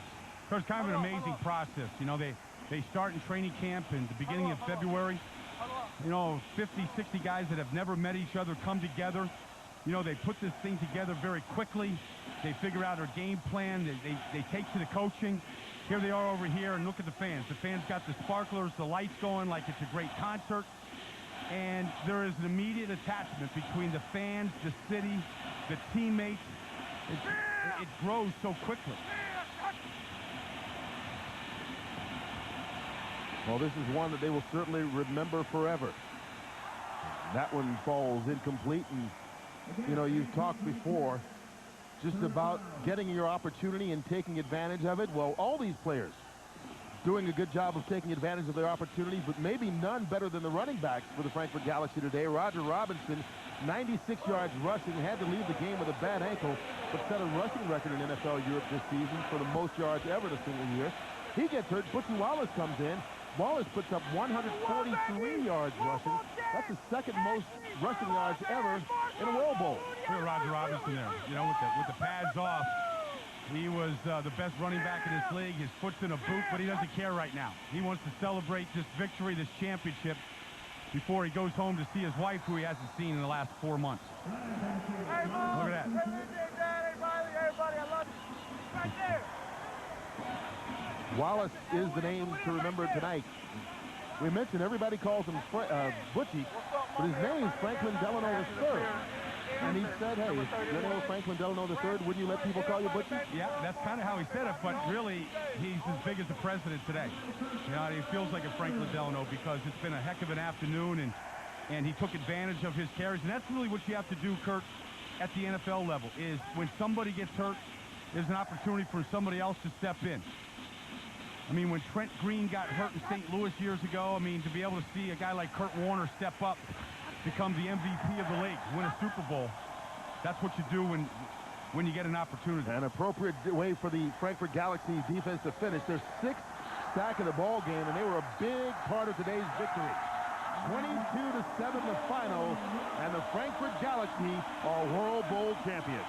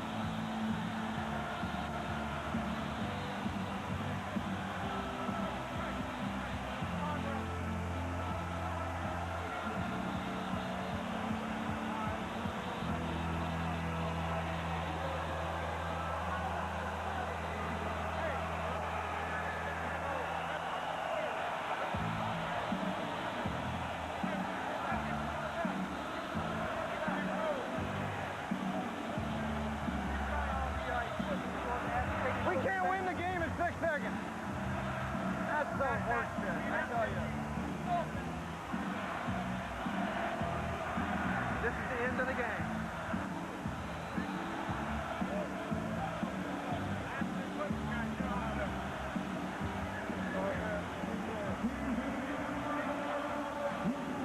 The celebration just beginning as the Frankfurt Galaxy are crowned champions of World Bowl 14. They win it 22-7 over the defending title holder, Amsterdam. And Frankfurt wins the fourth World Bowl title in the franchise's history. We'll be back here in Dusseldorf for the crowning ceremonies and the announcement of the MVP of World Bowl 14. Congratulations, Frankfurt. You're the champs. Starting this Thanksgiving,